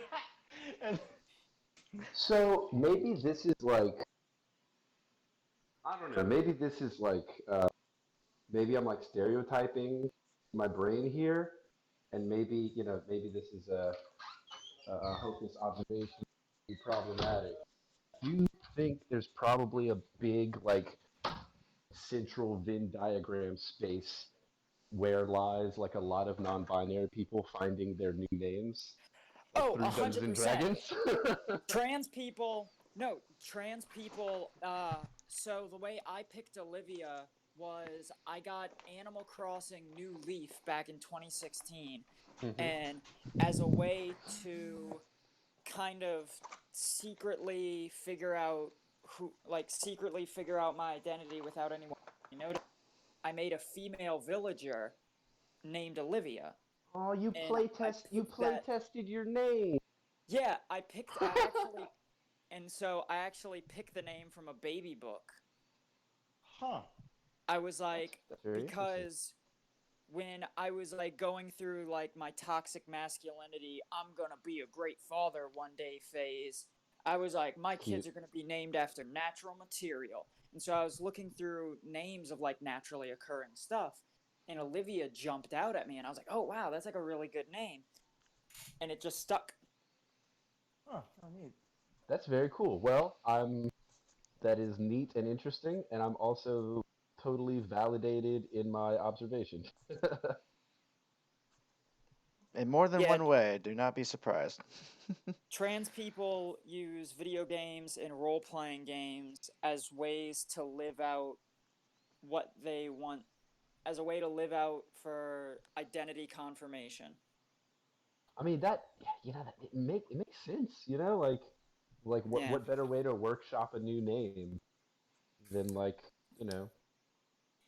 So for the longest time, I was trying to remember whether how Mags joined the party, and it was because I worked with them at Tulane over the summer, and we got talking about D&D at lunch one day, and I mentioned, I can't remember whether it was Adventures League or if it was Steven's campaign. I was like, yeah, you should totally jump in. I think the first time we played with Mags was in Steven's campaign. Although my memory may not be That was for me correct. too. Is everyone back? No, not yet. Let's see. How did wait? Okay, how did? Because Steven never played in my Adventures League, so did he just like stumble in one day? No, yes, he did. He did play in your Lynchers League. He was in. Yeah. He was in my Friday Adventure League.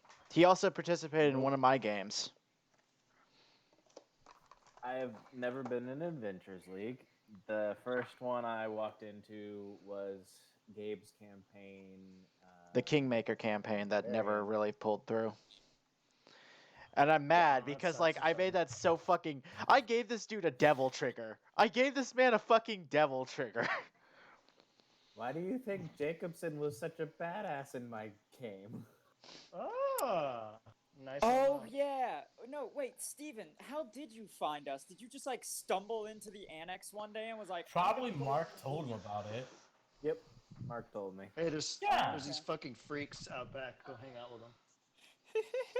Basically, he was like, "There's a game back there, and they usually let people play if you want to try." And I was like, "All right, screw it."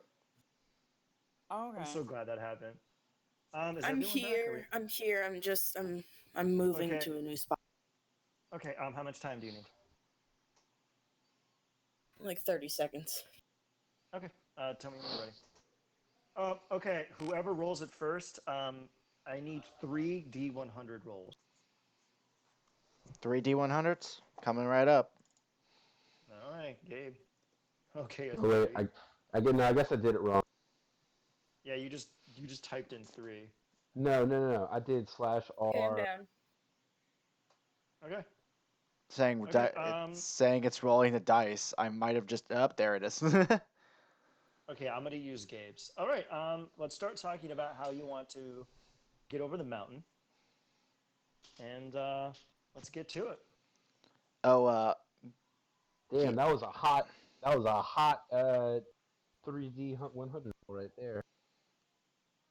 Okay, Damn, I'm gonna although you use got a those two. 97. I'm gonna use those two sets. Okay, so I'm gonna put. Give me 1 second. I'm gonna put the stuff up because I was actually looking at cards too a moment ago. Okay, when you get back, we're gonna get back into it. Well, I don't have to Okay. go back to anything because my card collection's right above me. Oh, okay. Okay, Asger, you ready to go? Yep. Milo, you ready to climb K2? Yeah, let's do it. All right, Silas, are you ready to climb Kilimanjaro? I'm gonna fuck this mountain. The mountain be like, ooh, woo, what's this? A precipice? Like, No, this mountain shut is up, not man. prepared. God damn it. No. Gyarados, are you ready to climb the Atlas Mountains? Silas about to become Lord Shit of this mountain. Okay, let's get back into character and let's start talking about how the hell to get up the mountain and into the valleys. Go ahead. I mean, I guess we just start climbing. Yeah, one does not simply just climb a mountain, Chief. You gotta One does fuck not it simply- first. One does not simply walk towards the MacGuffin. All right. All right. I recommend climbing gear and cold weather gear. This is something that you would all reasonably know as sentient beings that you should have these objects. Okay. Everyone, just keep in mind climbing gear, nice little fur coat. All right, and we're gonna start hiking up the mountain. Yeah. We're walking Yes, up. indeed. All right. What order are we gonna be in? Me first. Asger's at the back in case anybody stumbles. That's a good idea. I'm first because I got good survival. I'm right in Okay. front of Asger. Okay, Gabe, give me your first D100 roll. My first D100 roll? You mean the one I just put in? Yeah, what's the? It's Yeah, what's the 66. number? Okay, let's see what 66 is. Okay, 18 Dracoliches emerge over the mountain. Oh, that's wonderful. Yay. Come here, bitch. More like Draco Huh. bitches. Come at me. Yuck, yuck, yuck, Okay. yuck. You start traipsing up the mountain and what have you, and you approach a sheer rock face. Everyone, give me a dexterity check with advantage. And Asger, you can just use okay. Actually, you can do either athletics or acrobatics to get up here, and you do it with advantage because you have climbing. So everyone, give me that roll just to check to make sure that you don't kill yourselves. Everyone is 25. doing Let's see. absolutely great. Athletics Watch or Milo fuck it up. acrobatics? Oh boy. Fuck it up, Milo. Fuck it up. Milo's gonna fuck it up. Fuck He's gonna it up. fuck it up. I know he's gonna fuck it up. Hey, shut up. Get it? Hey, you know what? Actually, 20. just because you're saying that, I'm gonna channel. No, no. 20. I was gonna channel Yeah, I would- divinity and I'm be the like, one who's yo. gonna fuck it up. Told you. Oh, suck my dick. I can call Okay. shit through the ether. Belfin, you lose a little bit of grip. Asger, can you give me an athletics roll? Yep. It is just pretty much, regular. yeah, it is pretty much guaranteed that this big angel, he just grabs you, and Belfin, you are now being held by Asger. And just give me another athletics check with advantage to just kind of grip yourself onto the wall. Sure. Really thankful Asger was like, me strong, me going back. Oh, damn, look at you. A natural There we 20. go. You're like, okay, that was embarrassing. Spider-Man Try to up bring in your this A bitch. game. Yeah, actually, that's what you do. You think and you meditate, and it's like, come on, man. You've been climbing shit since you were a toddler. Come on, And so do it for I Uncle used to. Ben. I'm doing. I literally pirouetted off of a fucking airship to get to these clowns. I should be doing better. Yeah, I know. And you channel that ferocity, and you climb to the top. And as you climb to the top, you find yourself face to face with a large hut. And you see that there's bird cages around the hut. The birds look at you and start going, squaw, squaw, squaw, squaw, squaw, squaw, squaw, squaw. And you hear this boom, boom, boom noise as this enormous half ogre rounds the corner, looks at you, and says, "Oi, you having a spot of trouble there, mate?" I think we found Lord Shitterfuck Mountain. The name's actually Not Bakor. the voice I expected at all. No, I was not expecting that. I was expecting something much more sinister. Wait, he's Bakoy? Bakor. Or, alright. Is he the Oi, real Bakoy? what's all this the- then, huh? Your friends out here for a hike? I mean, Uh, we weren't expecting anyone here. why were we hiking up the mountain again? I forget. To get taller. To go find the temple across the mountain. Oh, yes, that's why. Oh, looking for that temple of yours, is it, eh? It's right up this path. It's gonna take you a couple of hours, though. Okay. Thank you. Hey, you're welcome. And if you find anything nice down there, come down here. I got a couple of things I wouldn't mind trading. I don't know why he suddenly became New Jersey. I'm really sorry. It works. It definitely works. Oh, who sold this then, huh? All right then. Well, you all just get right on your way. I'm gonna go back to my knitting. And then he sits down and pulls out these enormous, what to everyone else would be short swords, are what he is using to knit a scarf. That's hilarious.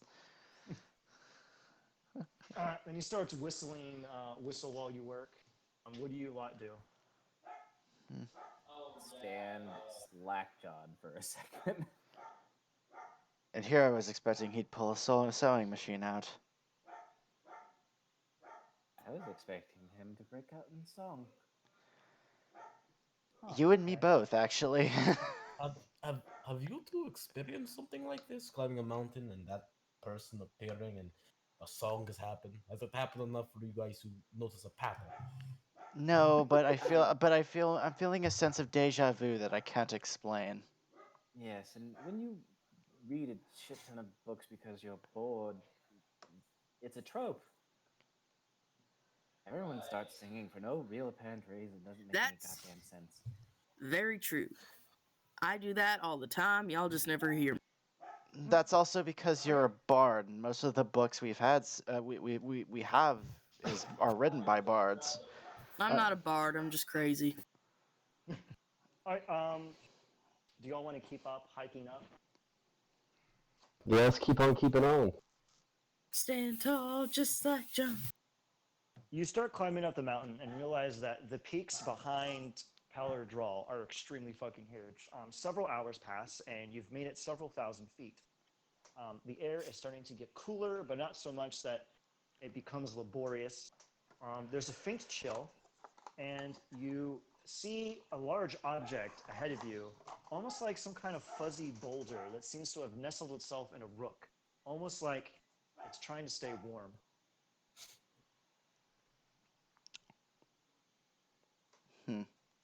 That's Oh, curious. that rock looks like a dog.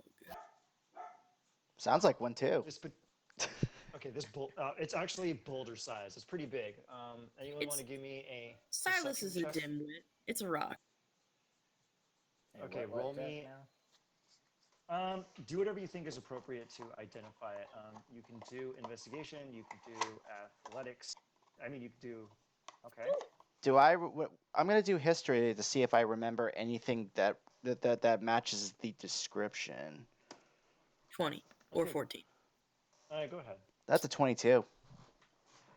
You are not okay, Belfin. You are not familiar with the rocks of Paluur Draal, but you do reach the reasonable conclusion that it is some kind of creature. And oddly enough, Silas, even though rolling a little bit lower because of their animal handling experience, determines that it is an owlbear that is taking shelter from the cold. Cool. Ooh, we should not go near that under You any can actually- fucking circumstance. You can actually kind of tell that it's quivering and it's a bit cold and it seems to be hungry. It doesn't seem to be outwardly hostile. And A as you hungry lean bear is never a good thing if you're smaller than a bear. as you kind of step a little bit back, try not to get its attention, you accidentally step on a twig, and the owlbear looks up and goes, whoop. Oh fuck. Okay. Cute. Well, now The I have to owlbears- adopt him. The owlbear sniffs the air a little bit and kind of comes closer to you. It's probably a good 50 feet away, and it goes, whoop. Quick, give me one of the kobolds. Do we bring any? You could No. attempt to do an animal handling check with it if you would like. I don't have any meat. I've got ale. I can get him reasonably drunk. have We've got would've- rations, right? We got some. Yeah, you would have brought your rations with you. So there's like a dried piece of beef maybe hanging off the side of belts. It was the fashion back in the day. And so you can do an animal handling check with advantage because you have the food, and you can attempt to get on its good. Ugh. Hey, not bad. You toss the meat to the owlbear, and it goes whoo, and it gobbles it up, and then it looks at you and kind of gives you a little bit of a bow, and it quickly takes flight and shoots off into the sky. They do not have wings. Yeah, they do. No, they I don't. thought they did. No, Oh, they I mean, don't. Hollow bars? No, Owl they're head, just big. bear body. No, Yeah. Okay. they're just fantastic. Okay. Well, the owlbear is now pretty keen on you. Kind of stoops. You can ride it. I ride the bear, That's I could have fucking sworn it rad. had wings. and I'm gonna scratch its back while I'm up there. Good boy or girl. I don't know yet. It's all Do good. you You're my wanna best friend now. I will not check Okay. in the cold. Something will freeze off. Okay. What do we want to do now? Continue up the mountain. Pet the bear. And continue up the mountain. Oh, weird. Okay, you go up the hill, and it starts to actually get pretty cold. You can see that the owlbear is shivering a little bit, and you can see it kind of looks at you, and you kind of give it a reassuring pat, and it continues to wander along with you. Everyone give me a Constitution saving throw with advantage. Unless you're immune to cold for some reason, but I doubt that. None of you are a vampire, right? Nah. God damn! Asger's like, fuck this cold shit. Okay, go ahead. Which is a disadvantage or advantage? Oh, it's advantage because you're. Oh, thank God for the advantage. It's My advantage goddess 'cause you're is wearing, colder than cold this. weather gear. Yike. You thank God. Yeah, you seriously, all- advantage is great. I actually get a. Yeah, I actually get. cold. Yeah. I actually get a +5 on this roll. Okay, go ahead and roll it. Good. Oh, Yeah, okay, that yeah, could have been risky. 17. Eugh. Okay, you are all. You quickly button up, put on your little fur hats, pull down the fur trim on your boots. You're all bundled up and you're fine. You round up the path, and it starts to snow, and there's a bit of a gale, and it nips at you. And as you're rounding the bend, you realize that you are getting towards the top of the mountain. And right before the top of the crest, you see a large stone obelisk on the summit of this smaller mountain before it seems to rise and then slope down. The obelisk is just out there in the open, and in front of it is a table, actually, and for some baffling reason, there are 4 pies in. Wait, Pies? Pies? there are pies? Can I Yeah.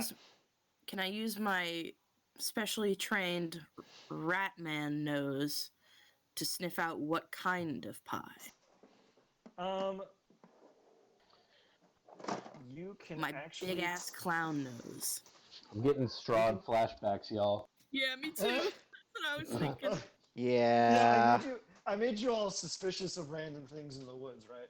Yeah, I went immediately, and I wanted to just say pie, but I'm not Juniper. So. You hear a voice over the wind, almost faintly in the distance. Now that's funny, huh?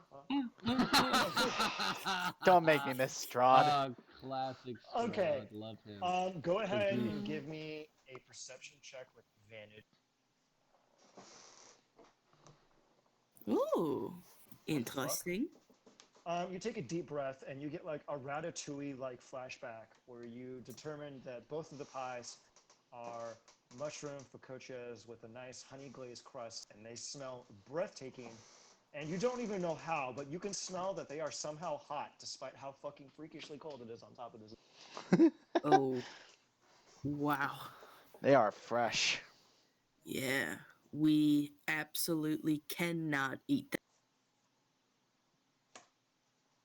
Not a chance in hell. That's always a fair warning. Does anyone dare to dream big and eat one of these? No. That's Feywild shit. That's fairy shit. Man, on one That's hand, fairy shit. on one hand, like I feel like playing a character with 20 wisdom, I couldn't possibly bring myself to eat these pies. You know what I'm saying? Like Andre Unless wants you're cocky. Andre wants to eat this pie really bad, but I'm playing a character who's very wise, so I don't think he'd do it. Andre what if also you has been in his hubris? house for probably like 2 months, so somewhere. Wait, what's that? Whatever you may. Okay, do you want to roll a wisdom saving throw with advantage? And if you roll a 1, you go whatever it is, I can handle it. Yeah, exactly.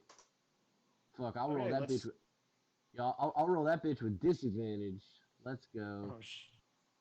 Okay, you are too smart to eat these pies. What? Look at that! I got a 15 on disadvantage. Hell yeah. You're like, Milo looks at themselves, rubs their chin, and says, "This is definitely fade bullshit." Like, okay, does anyone else want to scrutinize the pies? Or are we gonna keep going? Jordas kind of just keeps going. Gyarados is already at the crest of the hill, yelling at everyone else. Wait, hang on. Can I just say, real eyes scrutinize real pies? Hey. Okay, so what are we doing? Trying to figure out what recipe they used while we walk along. You can, there's nothing in here that says you can't pick up a pie and take it. Let's definitely take a pie. At least I'm one taking pie. this for research later. Hey. Listen. I take a pie and then leave some rations behind in its place. Oh, The old Indiana Jones. Switcheroo. It's all of not a sudden, polite an to take a enormous gift and not boulder leave one. starts rolling down the hillside. I should have had that happen. Oh, please. Nothing happens. Nothing happens. You just have an extremely tasty pie in your possession, and there's nothing wrong with it at all. It is a perfectly normal pie. Sure. All right.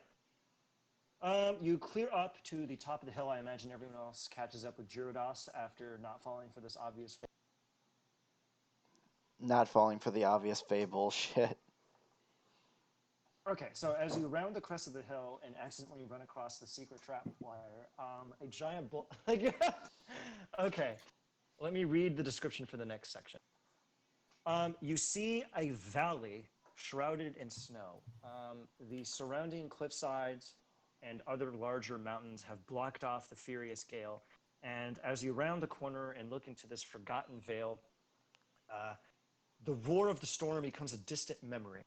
You can see that the valley has a path that runs from east to west, and the western part, a rock collapse has blocked it off. You can still see in the undisturbed snow the tracks of people coming out of it and then retreating into a nearby entrance into a mountain. What do we want to do? Oh, you see a large who retreated? carriage. You see a large carriage in front of the entrance. It is the biggest carriage you have probably ever fucking seen. It's easily 3 to 4 times larger than you're accustomed to, especially reinforced and extremely strong. What do y'all want to? Strahd, is that you? Kind of. Jared kind of looks at the bugbears and like gives a command to go check it out silently. The carriage. The bugbears skulk down there, and as the bugbears skulk down there, you see them poking around, and then all of a sudden they stand up perfectly straight and walk directly into the entrance that the carriage is parked at. Mm-hmm. So they come back out. No, they do not.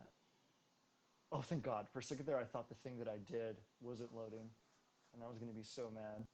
No. Jared kind of like sighs, like, I told them to be silent, but okay.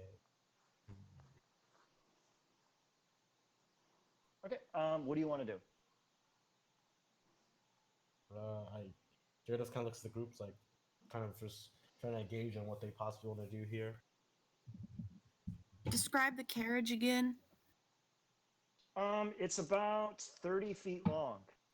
It's easily 15 feet wide. Its wheels are specially reinforced with extra thick spokes. It's made out of solid metal. It has suspension. It has a lot of things to see. What seems to be offset a bunch of weight. Whatever it's normally carrying is preposterously heavy. You can't tell from here, though, that the back door is open, and whatever enormous thing is inside of it is not in it.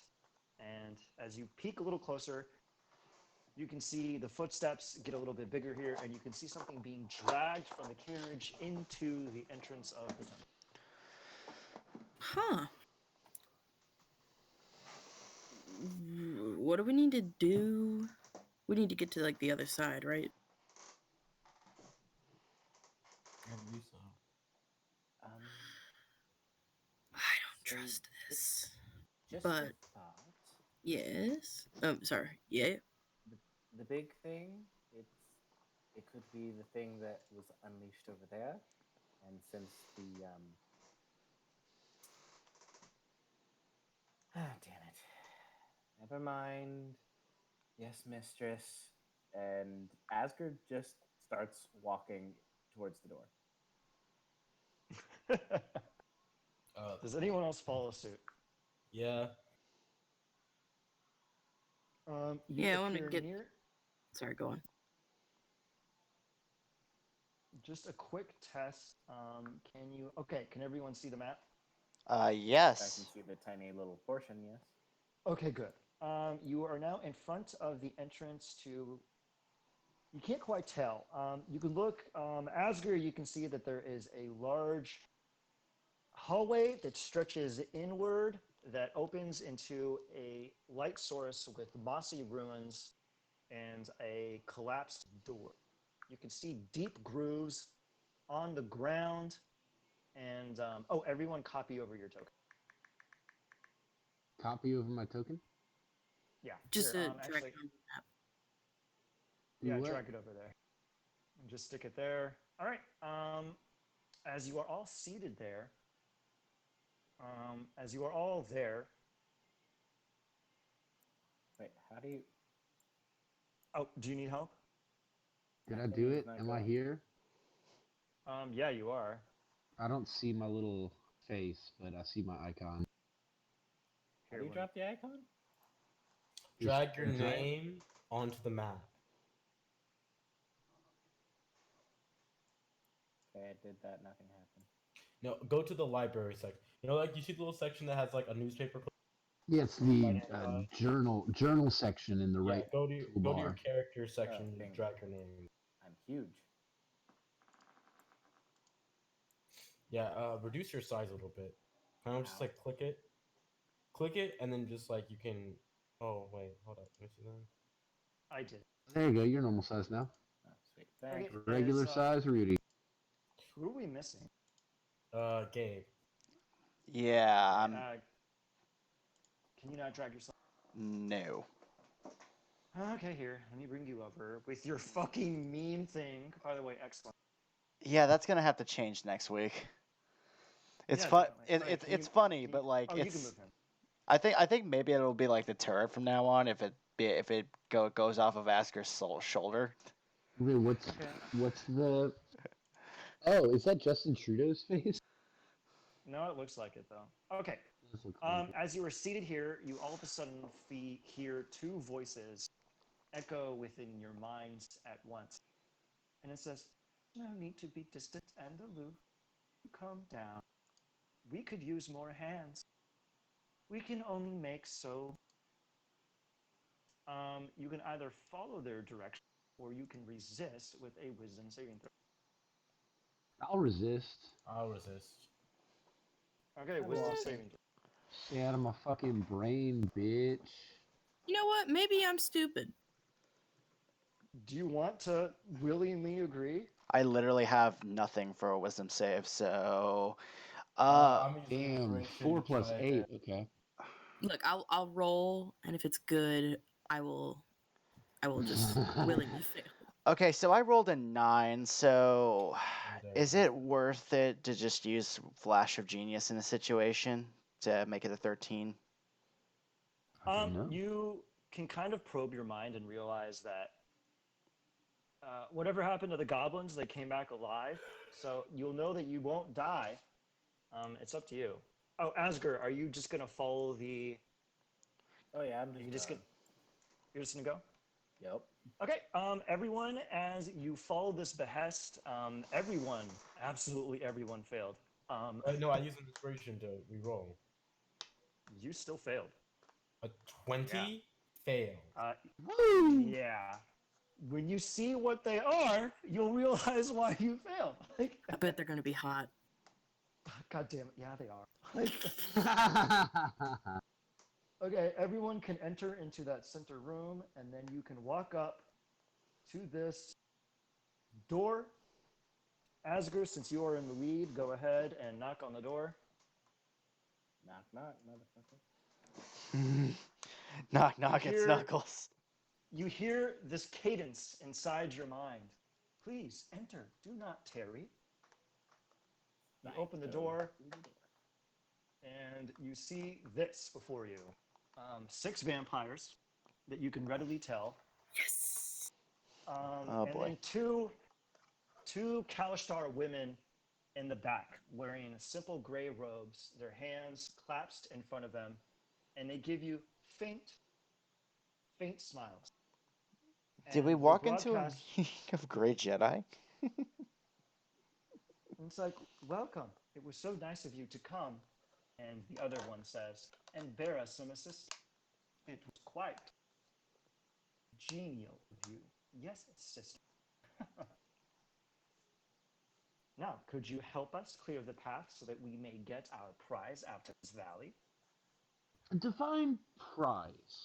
Divine path. Also define unscrupulous. I don't know what that means.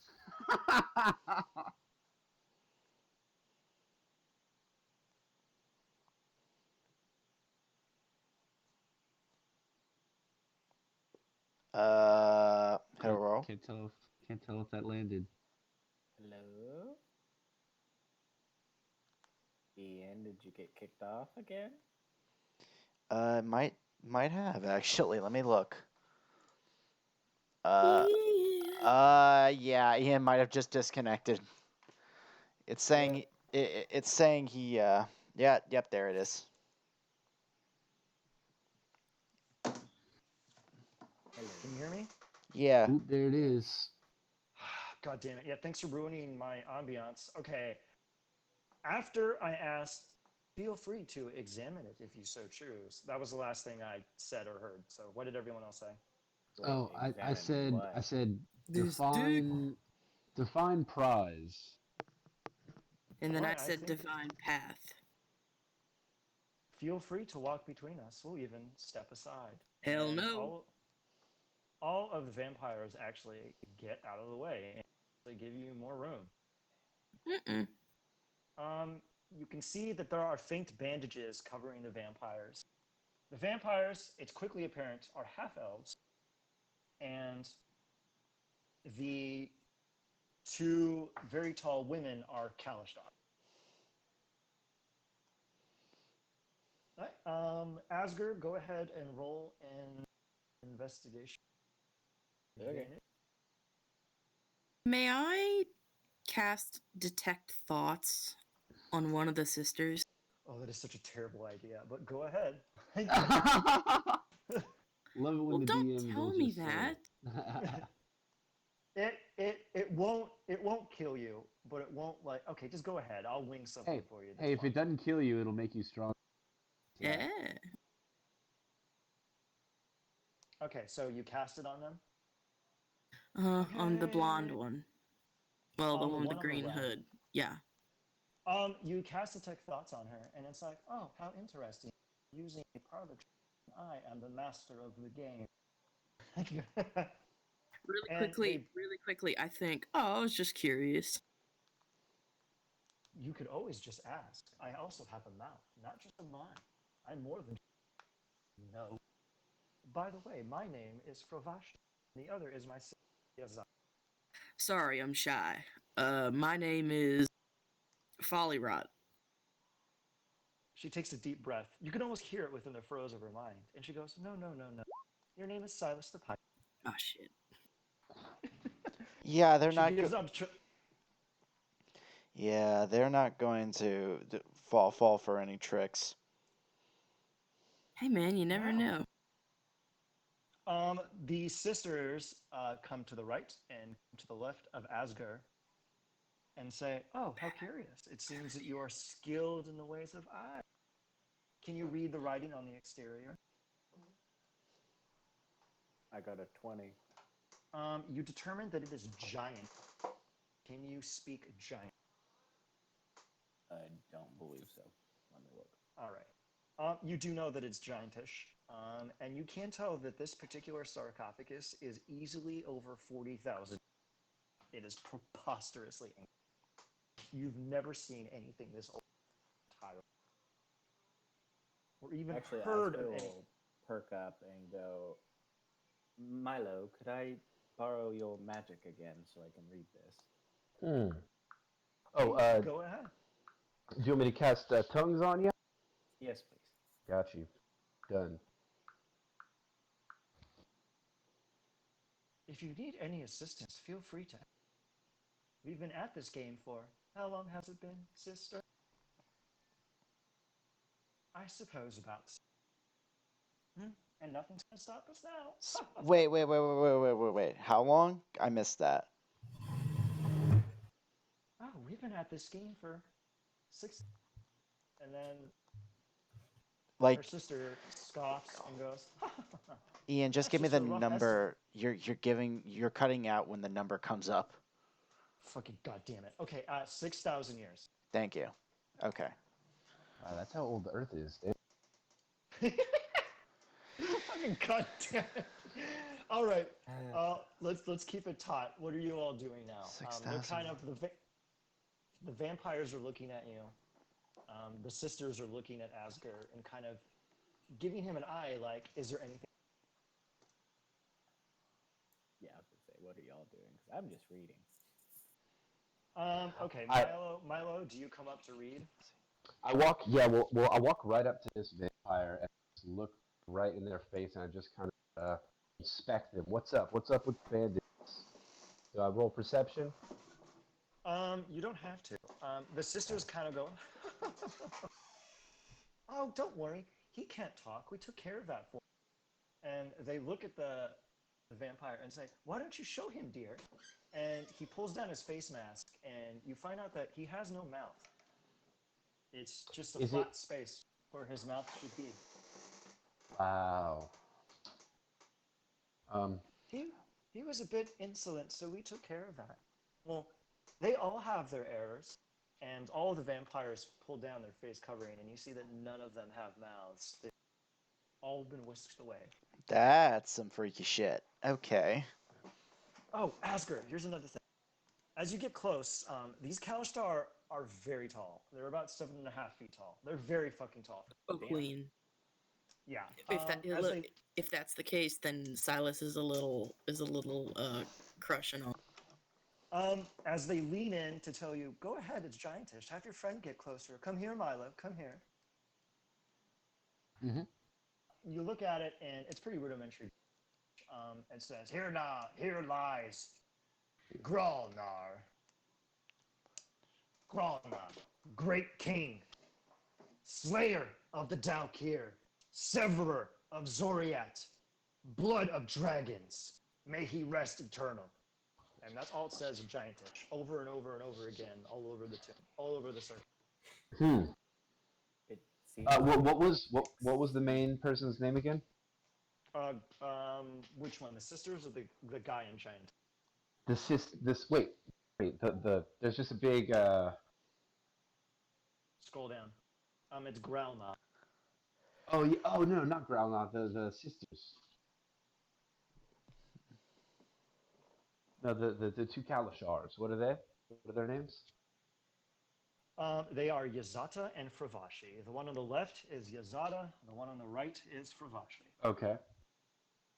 Quick thing. Asger, as one of them leans in to kind of point out the giantess to you, and she kind of starts mumbling about stonework, you notice that you notice a faint rope around her neck, almost like a really crudely made necklace. And as she bends over, the gravity causes the necklace to slip out from underneath one of her coats, and you can get a good feel on.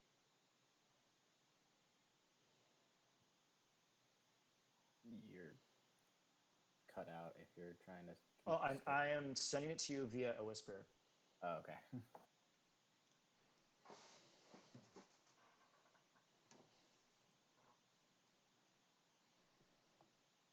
You notice this peeking out of her bodice, I guess. As she leans in to kind of tell you, as you can tell, the giants are right. Exceptional stonemasons. And you hear Yazata go, despite those enormous... they kind of start cooing and laughing at one another. And it's like, oh, sister, you always like to talk more. It's probably because you came out first. And it's like, you always like to rub that in my... I don't care for it. I don't care for it. You're a drama. Is that the only thing you rub? Young man, shouldn't speak so out of turn to us. You know, we're more seasoned than we let on. I can see that. Belfin, just trust me. Don't. Gyarados is... And you can see Asger is visibly nervous. Gyarados the taking sister, notice. Oh, there. Sure. Yazata turns around, and you can see that a necklace that was otherwise tucked within her outfit has emerged. If you want to examine it, you can do a perception check from a distance, or you can get close and examine it via investigation. And go ahead, Gyarados. Gyarados just noticing that Asker is being like nervously silent has just remained silent the entire time. Yeah, because you're smart. Okay, Mags is back. What are you gonna do, Belfin? What do you want to do, Milo? What do you want to do? Right. So fuck. What are their names again? I want to just address. Tia and Tamara. Yeah. Tia, Tamara. Now, what? How can we help each other? My name, Fravashi. I am Yazata. As they say these names, you can feel the room seems to tremble, and the vampires kind of tremble a little bit and avert their gaze to the ground. I'm sorry, Andre. So, if I may... told y'all to stop fucking with him. That was Magnus answering him. I'm actually being polite here, so... Yeah, I'm not... He was talking to... No, I just wanted to ask them... I just wanted to ask them what... Yeah, I just, like, how can we help each other? What do you want from us? Let's talk turkey. Let's talk deals. Let's deals. Well, at the moment, we can't escape this valley and head west. If you were to clear that frightful disturbance over there blocking the escape route, miserable valley, will be much obliged. Much It sounds simple enough. No. And what do we get from you? We live. don't kill you. Oh dear, you're so wise with words, sister. Yeah, we get to live. Just Do any of you want to do a perception check? Items Yes. that Me. are kind of on their person. Okay, give me a perception. Advantage, normal. It would be normal. Oh God. Fantastic. I blink too long. I rolled still pretty low. Oh, actually, let me. I really want this one. I want to. You can redo your fail, Silas, if you get close and do an investigation. No, not a chance. I'm actually I'm gonna staying back channel. here. I'm gonna channel divinity to give myself expertise. I don't need to know that well. I really want to know. Wait, so doing Show expertise. me. If I already have expertise, do I just get another plus? No. I say if you're doing it for something you have expertise in, you just roll with it. If you're doing it on divinity. Okay, if you want to re-roll, do expertise for investigation. Oh, yeah, okay, I'll just let you do that. You notice that a claw has slipped out of Yazada's outfit, and claw? you can tell that it is a very large claw. It seems to be one of the smaller claws that you would find, ancient black dragon. And you can tell even from this distance that there is still flesh attached to it, meaning she removed it recently from a dragon. Oh, Probably fuck. assume the dragon is dead. Yeah, drop that. Give me a wisdom saving throw Everyone? if you are afraid of them. If I'm afraid of them? Yeah, if you feel a tinge of fear or a tinge of panic, give me a wisdom saving. I actually want to do something funny here. Just like Belfan's just like, oh, you dropped that. oh god. Asger, you are briefly mortified and take a few steps back. All right.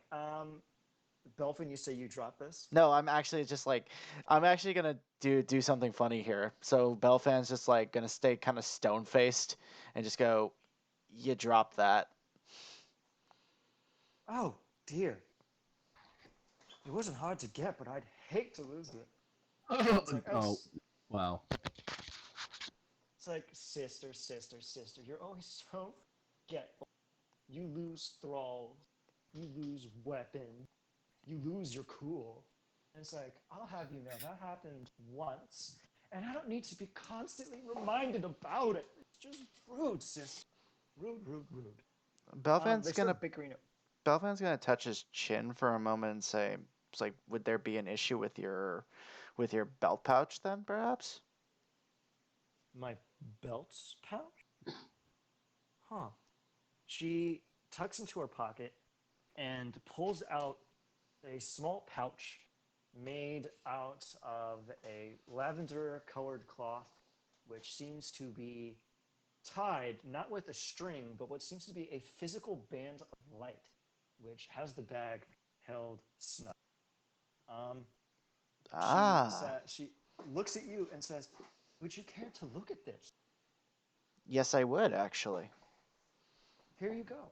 She tosses the bag at you. Give me an acrobatics or athletics to catch it. Is it heavy? Holy shit. You'll find out. 1d20 plus 2. This is gonna probably be bad.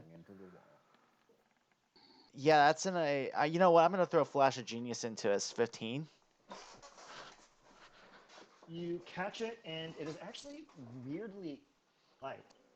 You can tell that the material that you saw from a distance isn't quite lavender. It's lavender colored, but it's not quite cloth. And the thing you interpreted as light isn't quite light. As a matter of fact, the longer you look at it, the more disconcerting it is to look at, and the more you feel like you shouldn't be holding this object.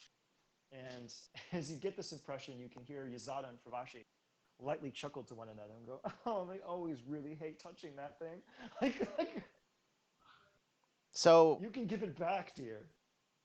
from a guess, like, I'm actually kind of still stone-faced about this. So, Okay. I'm gonna take the curious route and identify the cloth that's supposedly disconcerting because I'm curious.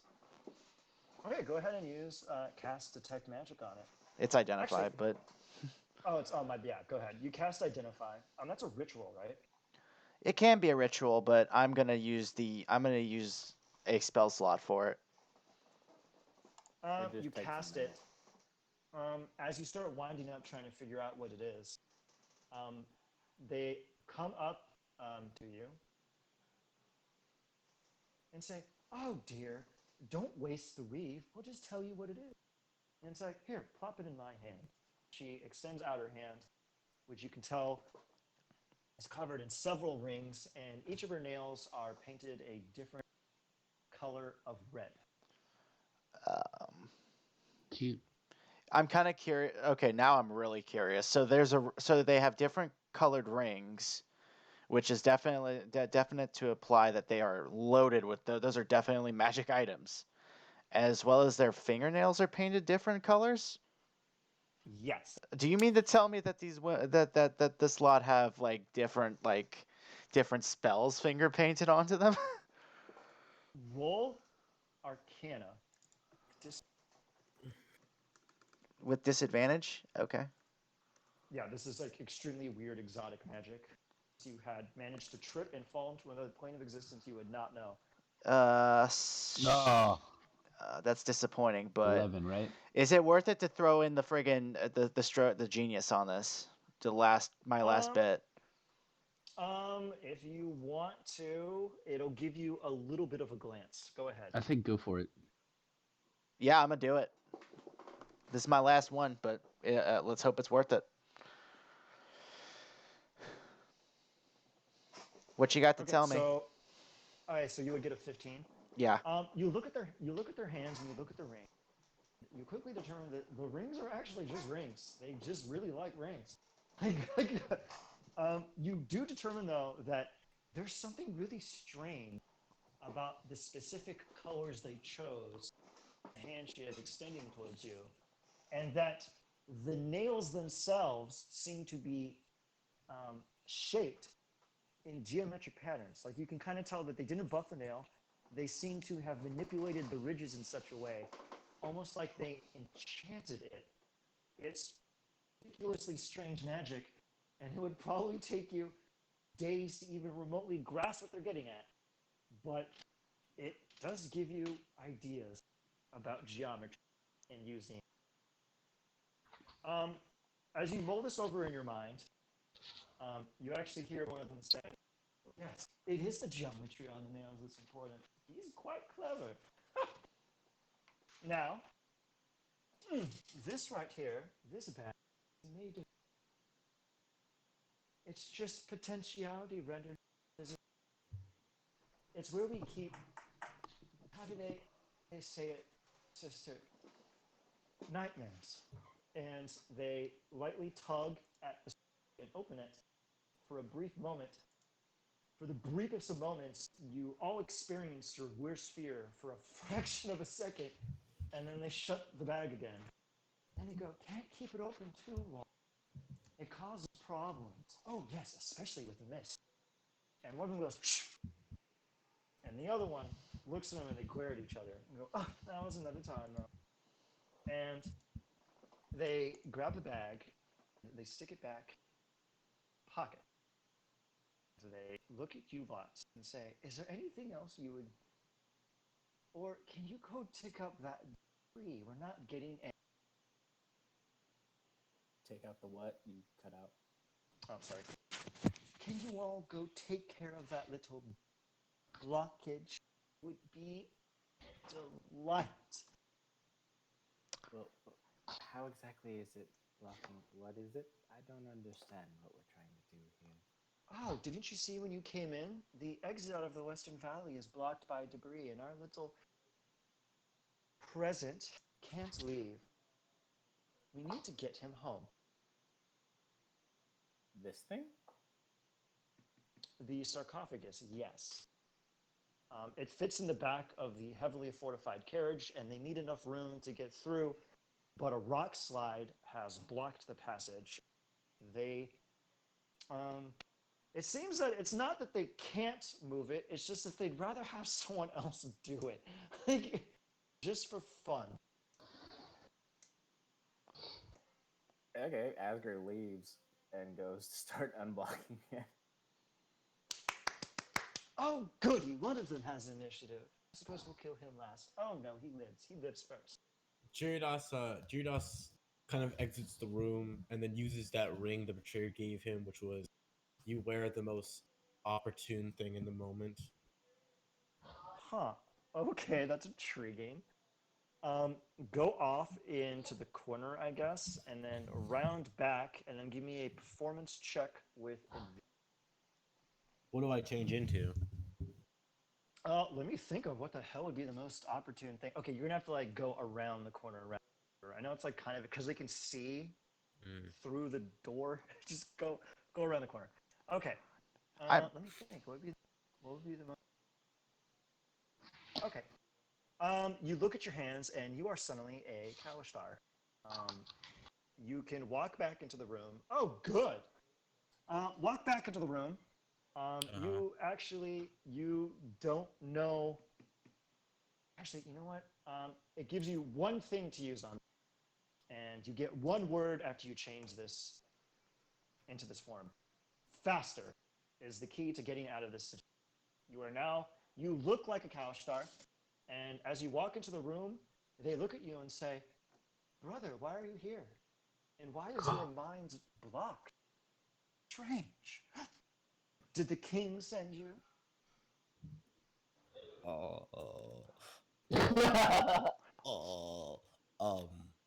He he he thinks for a second and it's like no, I do not remember why I am here. For you see, I've been reincarnated into a new body. But This we do this not reincarnate, brother.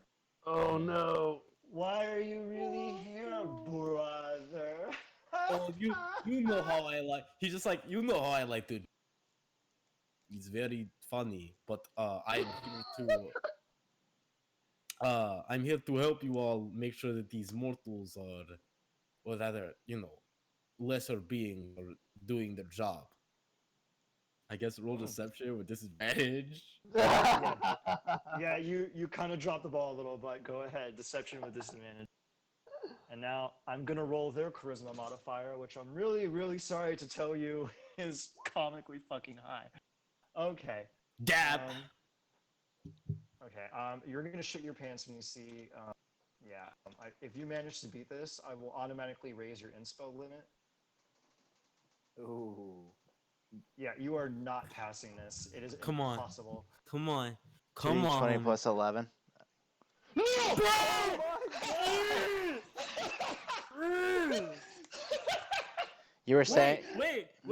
He had disadvantage, so He had no, Yeah, but you it's gotta but take it's the 16, right? no, but it's both of theirs. So they both have less than 16. Oh my God. One has 16. The other one got a 13. Oh yeah, So oh my god. meets what the it. hell? Oh, okay. They look In at you this and go, case, can we just say that they both fail, please, God?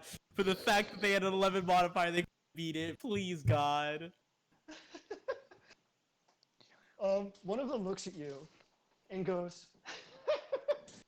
I haven't been this entertained in such a long time. I know you're Gyarados, but I am so absolutely in tatters that I'm not going to kill you instantly.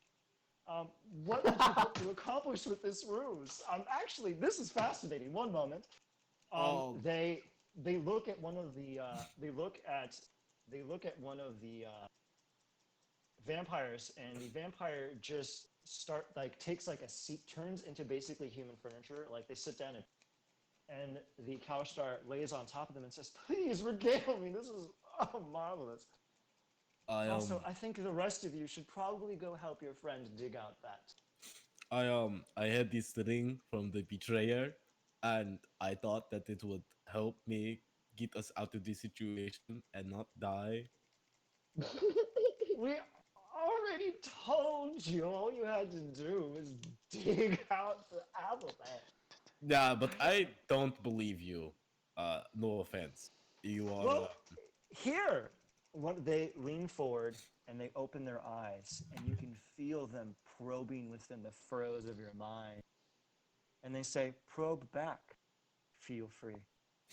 You may roll an insight check with it. By the way, they're gonna see a lot of just Gyarados like standing in front of a mirror and being like, yeah, yeah. I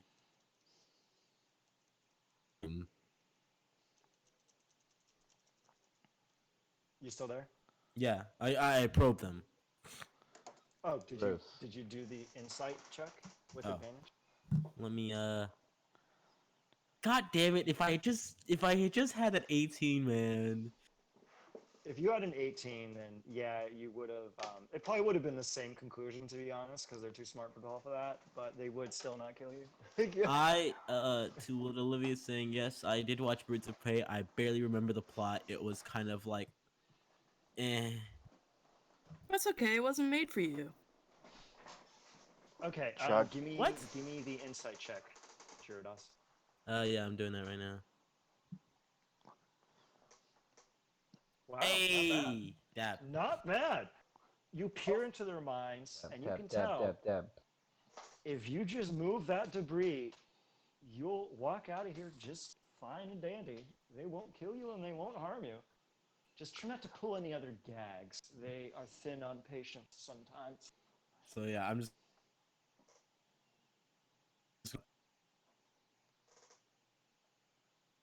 Oh, this is a quick thing. Oh yeah, no, But that is a funny as- scene. As one of them, as they both moved over to kind of talk to Gyarados, you can see that when they moved, they dropped some things in front of the sarcophagus. All eyes are away from you. If you are ballsy enough, you can attempt a stealth check to go grab it and not caught. To be fair, Ian, I'm also kind of tempted to just continue to talk to them because Belfan's one of those people who, like, when knowledge is sitting in front of him, he wants to take the opportunity to learn. Both of the sisters put their hands up and start clapping. Oh, good. Games. We love games. Guess how old we are, and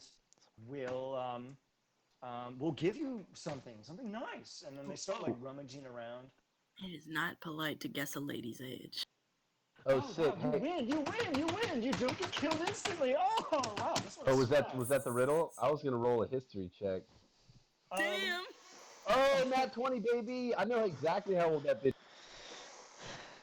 You have a reasonable. You have a reasonable ballpark. They Do I recently guess? Do I set- guess? Do I guess within like what, like 50 years, 20 years? You have the 200-year range of 7,200 to 7,400 years old. Oh, they look great. Shit. Yeah, I say 72, 70. Wow, you're good. All right. Oh God, let me think. Sister, quick. The bag of goods. I'm like, oh dear, Oh. where is it? Oh, wait, can I say but let me assure you, you don't look a day older than now. Oh, he's a charmer, and he's not lying either. I can tell. One moment, we'll get you your gift. Barrymore, come here, dear. One of the Where's your brother, Drew? one of the vampires comes over, and you see the sister pull out a silver dagger and stick it right into the stomach of the vampire, and slowly pull it up. And you can see the dagger just slice through the vampiric flesh, and they rummage around in there, and they pull out a single gilded box. And they say, "Here you go, friend. It's a gift."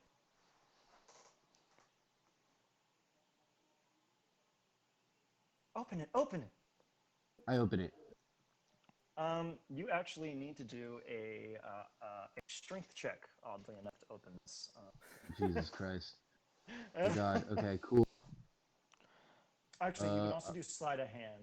Whatever you think is the most appropriate skill, do it, and I will see what happens. I'm a fucking muscly baby. +0. Let's go. I'm going to partake in this in these games. Oh boy. Yeah. Kind of. I What did you try. roll? I've got the pickle jar, right? And I'm really trying hard. This It's is what not. the pickle jar situation looks like. You're just trying to pull a box open, Ooh. and they're sitting there laughing They- their asses off. They look at you and it says, "Why don't you hand it to me, dear?" And they extend out their hand, and you can see that, well, for Vashi's hands, their nails are done in red. Yazada's hands, the nails are done in green. Do you mind if I make another attempt at the Arcana check? They can actually sense that you're going to do this, and she says, "Oh dear, this hand's busy. Look at this hand." And she extends her right hand in your direction. By all means. Sure. You can actually touch it if you would like, and since you're going to get a much longer look at this, go ahead and roll Arcana with advantage. I see. I see that this could be useful for the future. That is a 26. You look at it and realize that it is. You can't quite pin down the school because it doesn't quite have a school, but it's quarry magic that weaves in the immaterium of dream, and that the magic that is enchanted on their nails is extremely powerful enchantment magic. They can effortlessly bewitch people, they can effortlessly charm them, they can effortlessly get anyone to do anything they want. That sounds fun. The fact that you realize as you're holding your hand that the fact that you are allowed to even do this is shocking, because they could have you all enchanted and killing each other within a fraction of a second, but they're not doing it. So what you're telling me is that these fingernails are arcane focuses. Essentially, yes. Huh. Pretty cool. A much Clever. more expanded version of an arcane focus. That's fascinating. I wouldn't have thought of using fingernail nails to do so. No. Don't you get any bright idea? All right, my dear. Here, I'm just, Milo, dear. Oh, go ahead. Yes. You were saying, Belfin. Oh, no promises. He winks. You're naughty. You're naughty. We should stick him in the mental prison. Oh, that's a delight. Oh, later. All right, dear. Here, Milo. I'll take care of this for you. She grabs a box and she runs her fingernail along the sides of the box. She just slices through it effortlessly and blows the lid right off with a single kiss. Here you go, dear. Okay, I'm gonna have you. You look inside the box, and it's actually several notes in common, and they say jewelry, rods, miscellaneous. She tells you can pick one, dear. Oh, guys, it's getting on to 9:30. Oh shit, yeah. Wait, are we calling it Yeah. 9:30? Yeah. We want to be firm? We can kick right back up. I mean, like, we can get to a good stopping point, but I just want to keep in mind that it's 9:30. Heard. I honestly, my plan was this was the last encounter, and then you all trek back to base, and then you can like suck your thumbs and go, "What the fuck just happened?" Wait. So rod, jewelry. Rods, jewelry, miscellaneous. Hit me with the miscellaneous. Miss you with that miscellaneous. Okay, hold on a second. Hit me with that lanius. Okay, let me just get to the pages. All right. Okay, that's weird. Try to find. Actually, let me. Okay, I want you to roll me a. I have to count it. Y'all better miss me with it.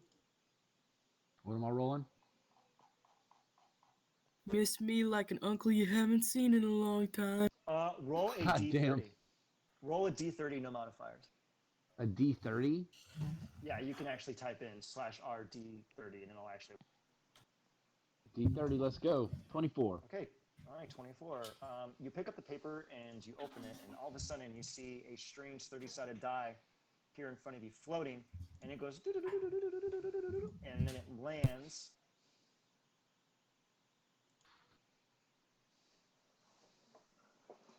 It lands. Huh, okay, here, 1 minute. I had to like actually count which one is number 4. Got.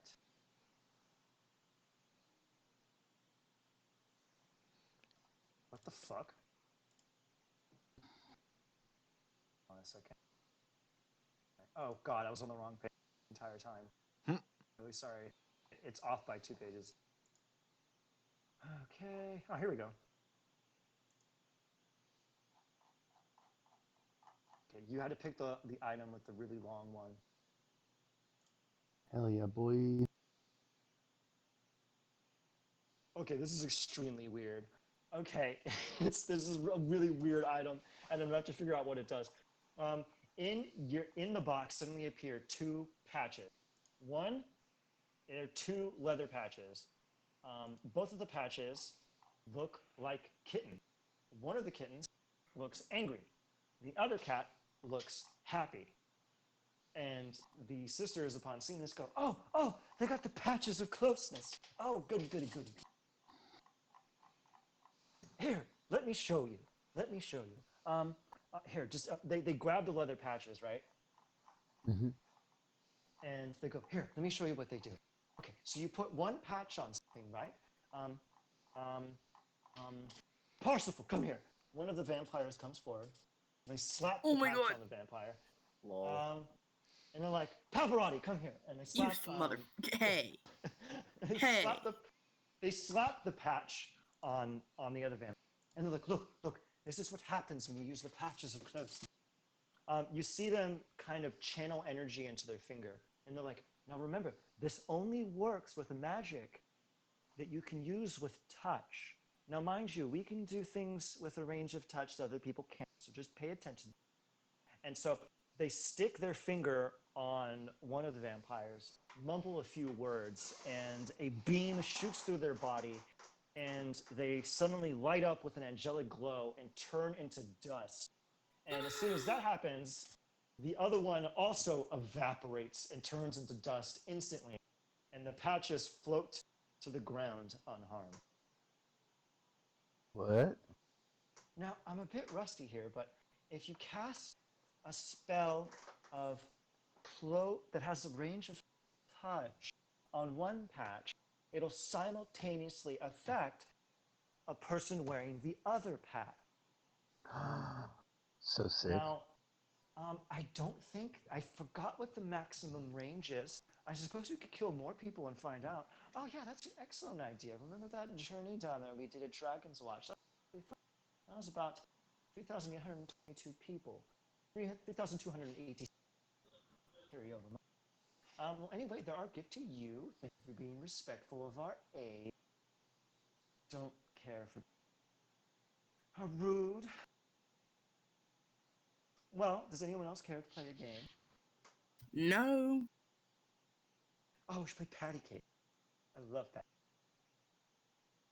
Silas, dear, would you care to play patty cake? No. I think I'd you be should interested. Play patty cakes. Roll a wisdom saving throw, Silas. Literally, Belfan just says, I'd be interested. Silas, would you prefer if Belfin played patty cakes?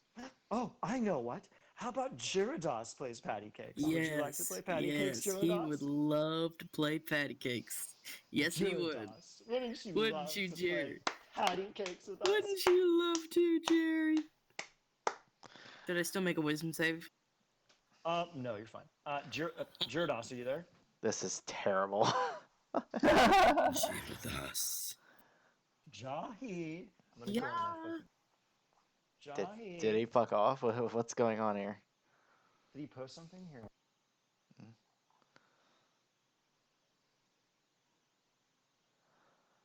Oh yeah, I forgot Asger is still digging all by himself Yeah, outside. Asker's digging a fucking hole, and I'm just sitting here trying to figure out what the fuck this magic is. It's great. Yeah, Asger was Love like, that. I am not dealing with this bullshit at And- all. and I'm All right. yelling from the outside. You, the rest of you vampires, go out there and assist our burly friends. All the vampires disappear into the cloud of bats and flow outside. Asger, if you suddenly see bats flying at you, are you gonna freak out? All right, At can this I read? point, no. He's just digging furiously. Silas freaks. The Even though vampires they're are cute helping little you. critters. Give me 6 athletics checks with advantage, Oh, sweet baby Jesus. Asger. So, And Gyarados. I was outside after I got caught by the ladies. I said I was going outside to ask her. Oh, okay. Oh, okay. I thought you were still in. It's because your token is still in the room. That's why. Oh, I okay. didn't catch that. Okay. You said It's like, 6? well, yeah, just 6. Just do 6d20. Okay, you pass. Oh my god. You pass. All right.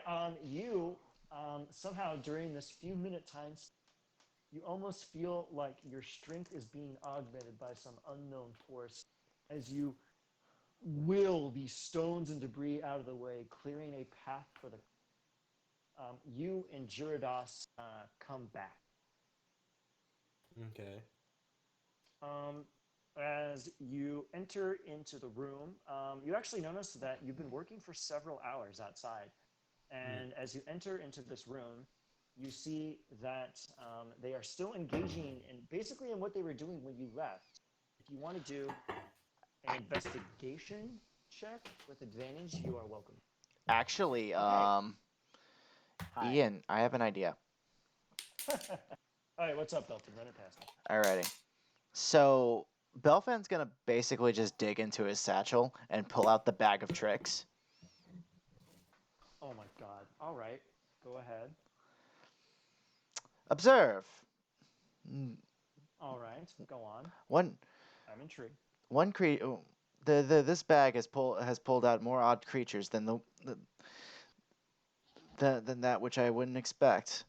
I even don't know what's going to come out of this bag. So he reaches into he opens the bag.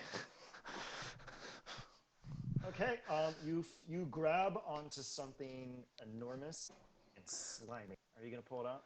Yep. Okay.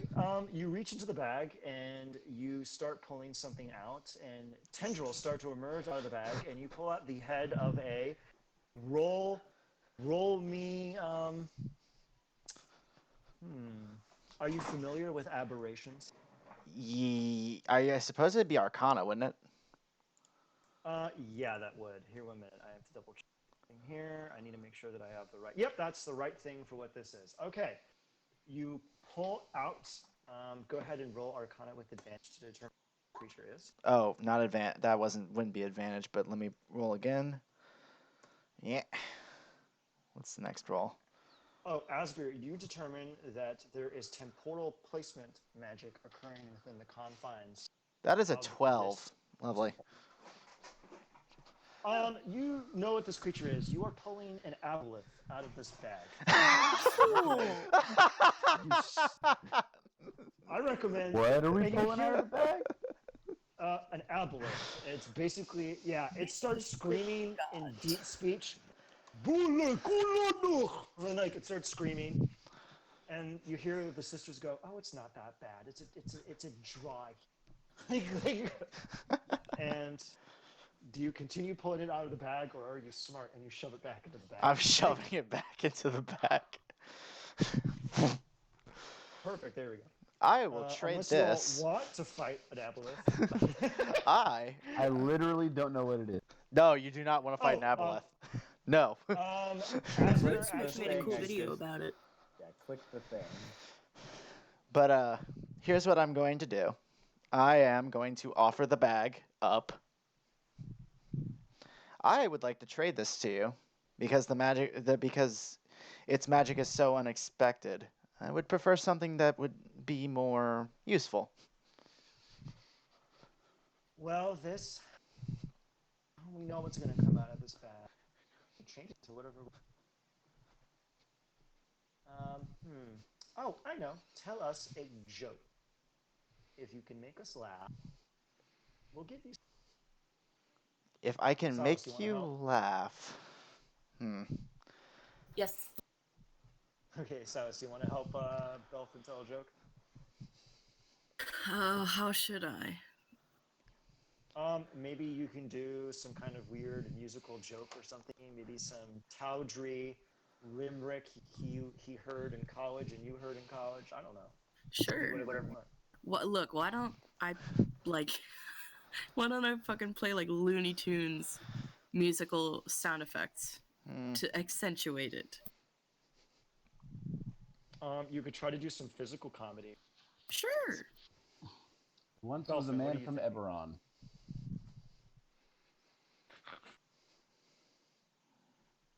Okay. What do you all want to do?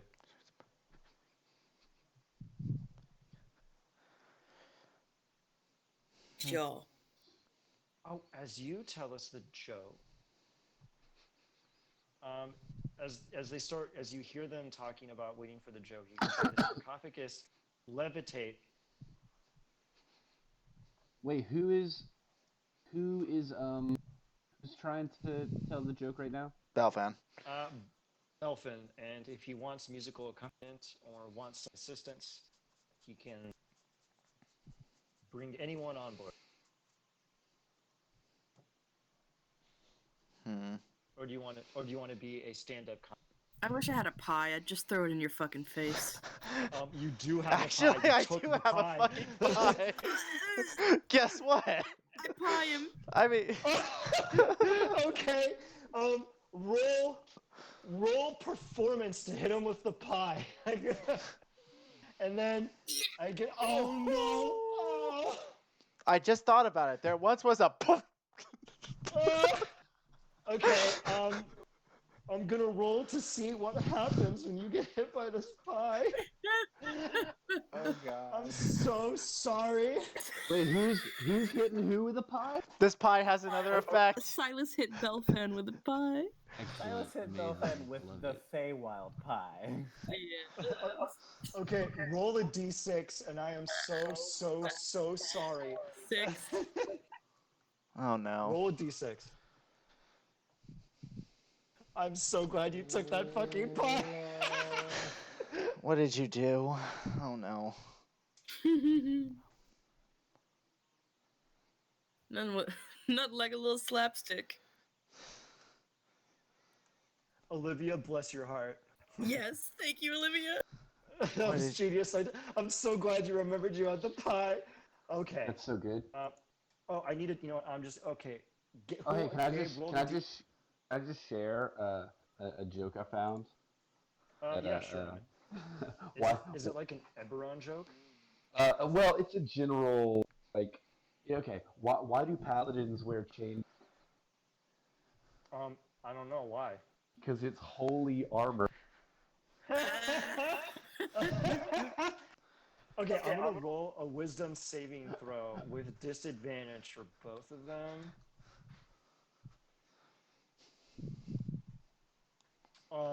Wow. Okay. I don't know how you managed to do that. Oh, Gabe, I need you to roll me a d6.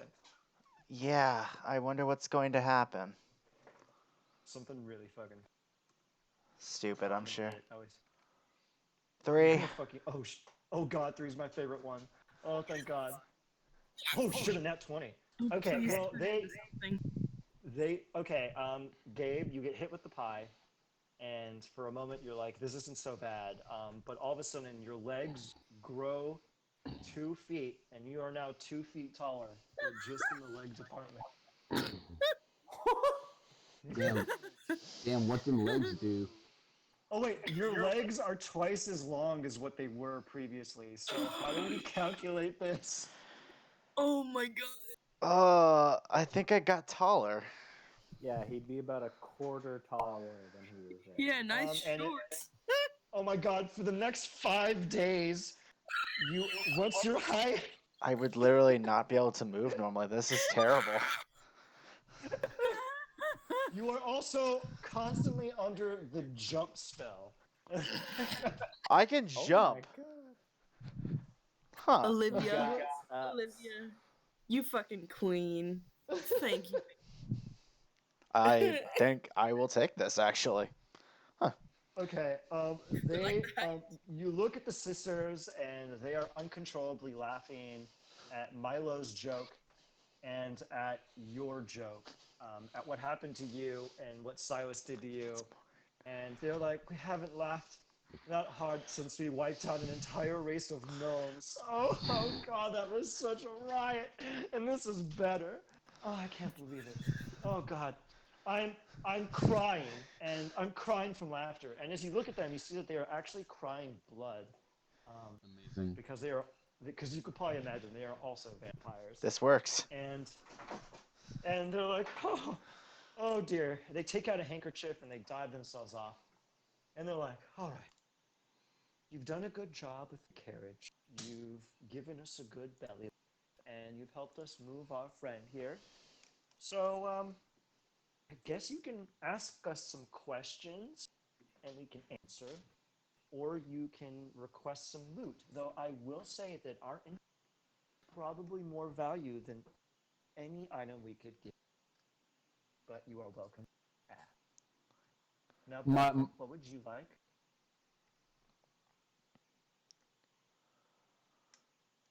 Oh, Belfin, you there? Oh, okay, go ahead, sorry. I always look to learn when I can. And well, this is a rather entertaining experience.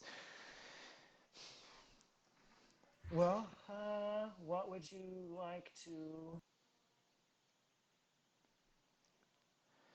Well, I'll inquire if to the how your how your nails work. Are they arcane focuses, perhaps? In a way. It's more like they're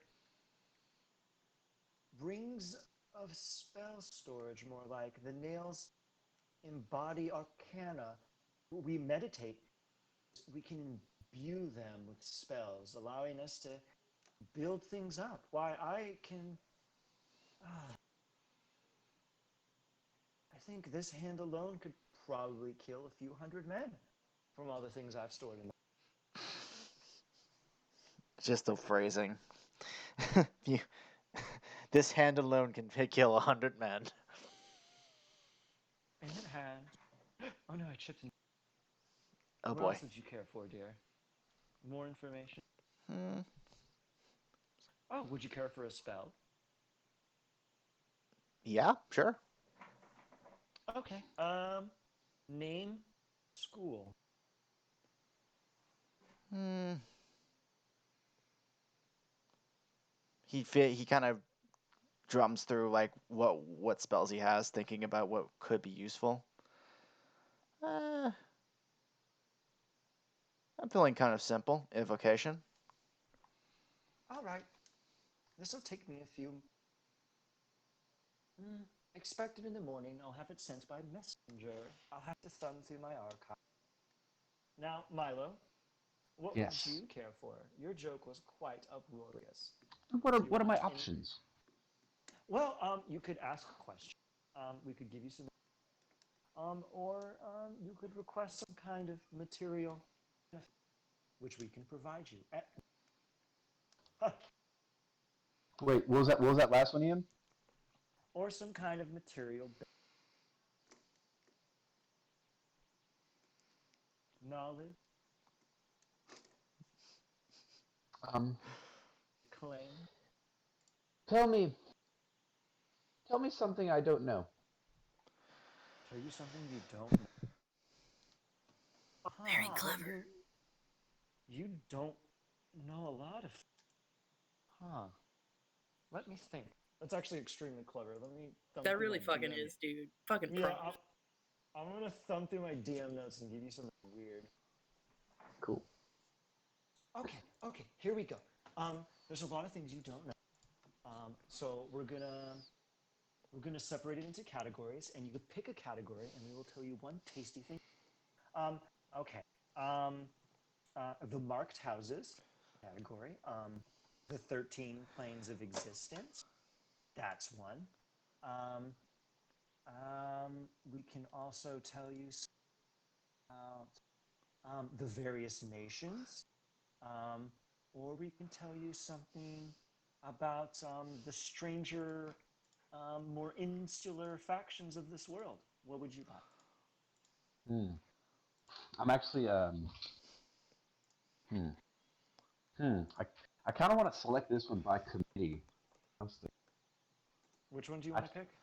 I'm thinking I think like some information about the political landscape could be really useful, or maybe that insular knowledge. Y'all think? Or I could just get fucked. I don't know. You can pick between insular knowledge, the five. Let's see, wait. What's that again? You can pick insular knowledge or one of the five. Which one would you like? Oh, one of the 5 nations. Yes, or actually any of the nations. All right. Well, just hit me with that insular. All right. Let me see here. We've collected a lot of secrets in our time. Natch. Okay. Let me see here. Let's see here. Oh. Do you know the Lord of Blades? Lord of Blades. Oh, that's that Warforged fella that we had to avoid, right? No. Do tell. You came across his troops. Seems you know of him, but do you know? We are not acquainted. No. Well, you can choose to learn more about him, or you could go for something else. What would you? I think I want some like actionable political knowledge. Like I want to know how to. I want to know like a linchpin that'll make an empire fall. You feel? Oh! We know exactly where. What's the name Hell of yeah. that dreadful city in Thrain? Oh, it's the one that used to belong to Ondare, and they took it over. People seem to think that it's kind of complacent, but that place could tip over in a microsecond. Let's go in there and start a little bit of a race. Yeah, that's what we'll tell you. Well, just I can't quite recall the name, but look it up. It's an Ondarian city occupied by the forces of Ukraine. No, actually, Karnak. Like seriously though, I forgot what the fucking city is called. 1 second. Right. No worries. I will tell you though, and this will sound cooler later, that they tell you exactly what the city is, and that it is precipitously close on tipping over violence, and that will preoccupy Karnath. They will probably be pretty goddamn busy taking care of that if you were to tip that city in. Great. All right. Now, Silas, dear, what do you desire?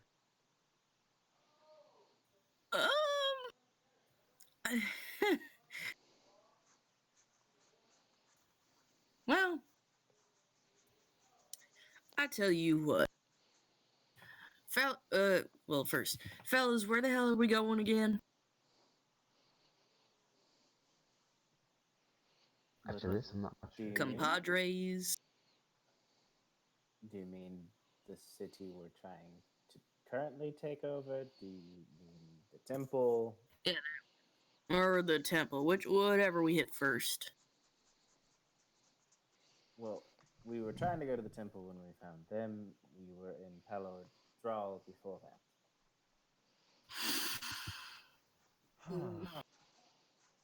Go ahead.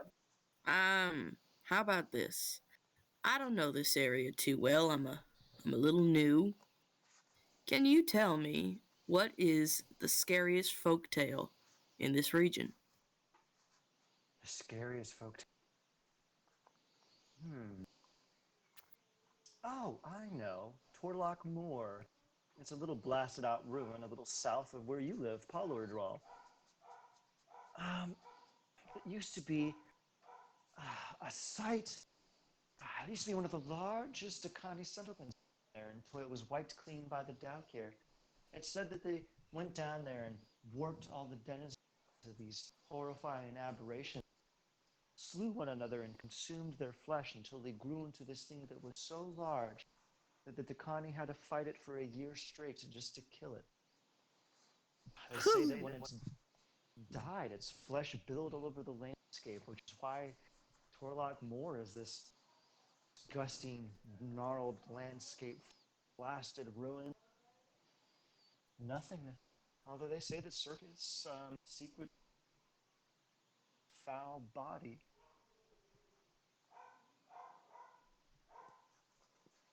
That is exactly what I needed. Thank you. You're welcome. Quite haunted. Not by ghosts. Now, Gyarados, dear, is there anything you would like? Gyarados? Jahi. Gyarados. Yeah. Yes. Oh, there he is.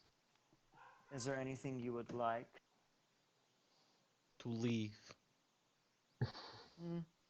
All right. How quickly would you like that?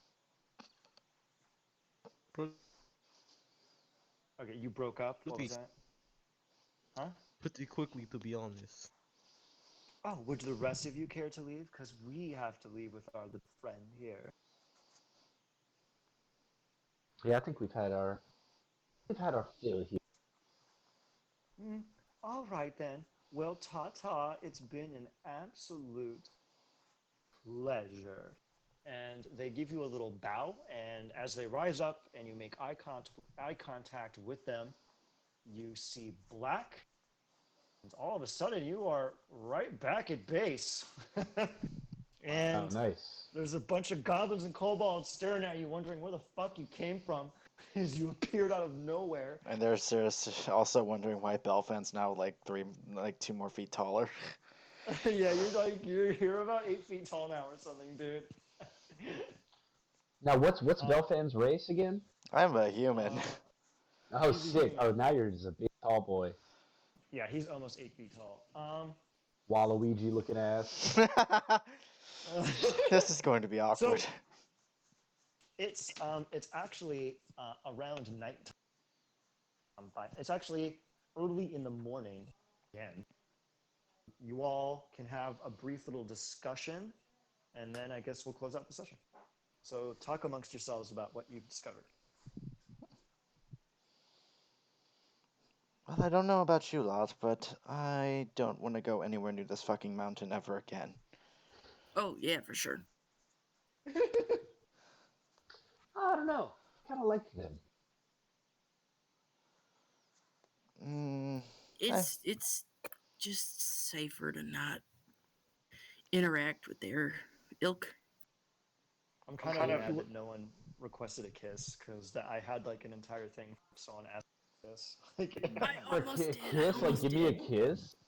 Wow. I didn't even think of that. I like MILFs, if you know what I'm talking about. Like minimum 6,000 years old, or I'm not even gonna try. Okay, keep talking. Gyarados, what did you make of this situation? Gyarados just kind of like looks, thinks to himself, kind of just walks to a wall and just sits down, just kind of processing everything. Doing what you would normally do Yeah. after getting mind fucked.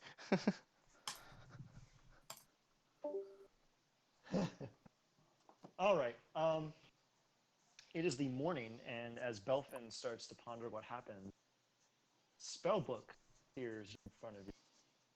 It says, "The Grimoire of Dwa Karad," and you open it. It's a common small note that says, "Dear Belfin, from Fravashi and Izada, here is a gift. You may select a spell to go in place you already. Feel free to peruse around. And remember, evocation only. We're going to hold you to your word."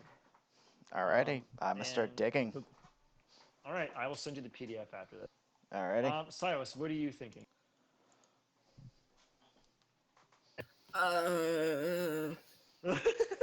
See, the cool thing about all of my D&D characters, like me, they have severe ADHD.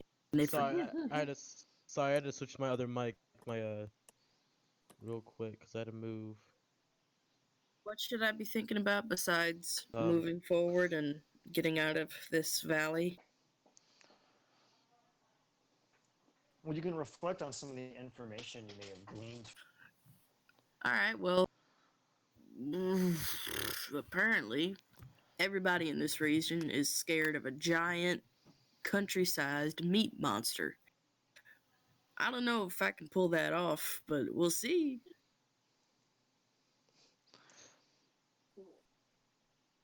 Now, if only if only I was the Frankenstein character, then that would be fun. Hell yeah. Hell yeah. Musical. You Look, I know, can just, you know I can what? just major image a giant foot in a doorway. You Make know, them think it's Hell coming. yeah. you know what, Watch me.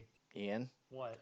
I can always just jump to the necromancer's school and as a wizard. Hey guys, be back in 4 years with $180,000 in debt. BRIB. Okay, Milo, what are you thinking? Right. Well, depending on that I glean the I'm all about that race war, baby. I'm so glad I finally red pilled you guys on race war. Well, at least I'm ready. I'm ready to start up this race war. I'm like so ready to pull some like U.S. foreign policy and Syria shit. Like just all both sides. Hell yeah! Just That's what I'm talking just about. some real. Oh yeah, dude. I'm super. See, I can you're say on the now. right track. That's what I want to do. Some Ondarians and some Karnakians are fighting each other, and they stab each other and die at the same time. And both their swords say "Love Milo" on them, and they're like, "What? We've been played," and then they just die right there. No, I go up to each group and just tell race jokes. I cannot wait. Asger, what are you thinking? Asger's thinking he's the only one who wasn't asked for anything. Oh no, I forgot to ask you. I'm so sorry. Damn it. Lol. We can wind back a little bit. We want, and then Yo, DJ, what run you that want- shit back. Okay, Asger, what would you... I'm so sorry. I have the really bad habit. Go on, Asger. It's okay. It's okay. Asger would actually just look at him and be like, "It seems my mistress knows of you, and seeing as your predicament, as it were, it's rather surprising that she allows your existence. Why is that? And does it have benefit?" They look at you and go, "Are you a zealot for hell?" A helot.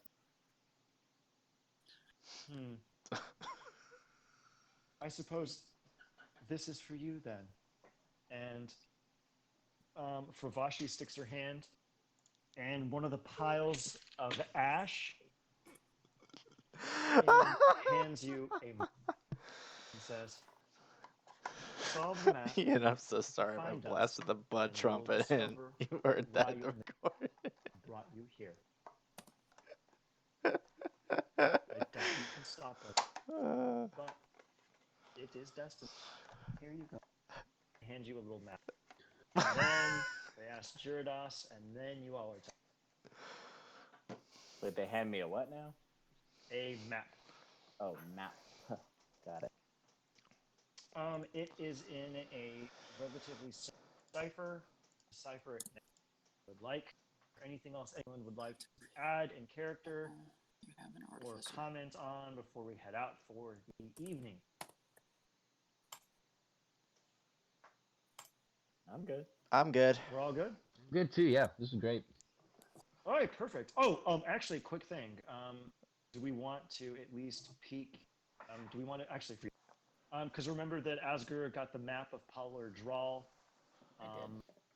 Yeah. If you want to say he's looking at it, Bam! That's what it looks like. Not the world's greatest map.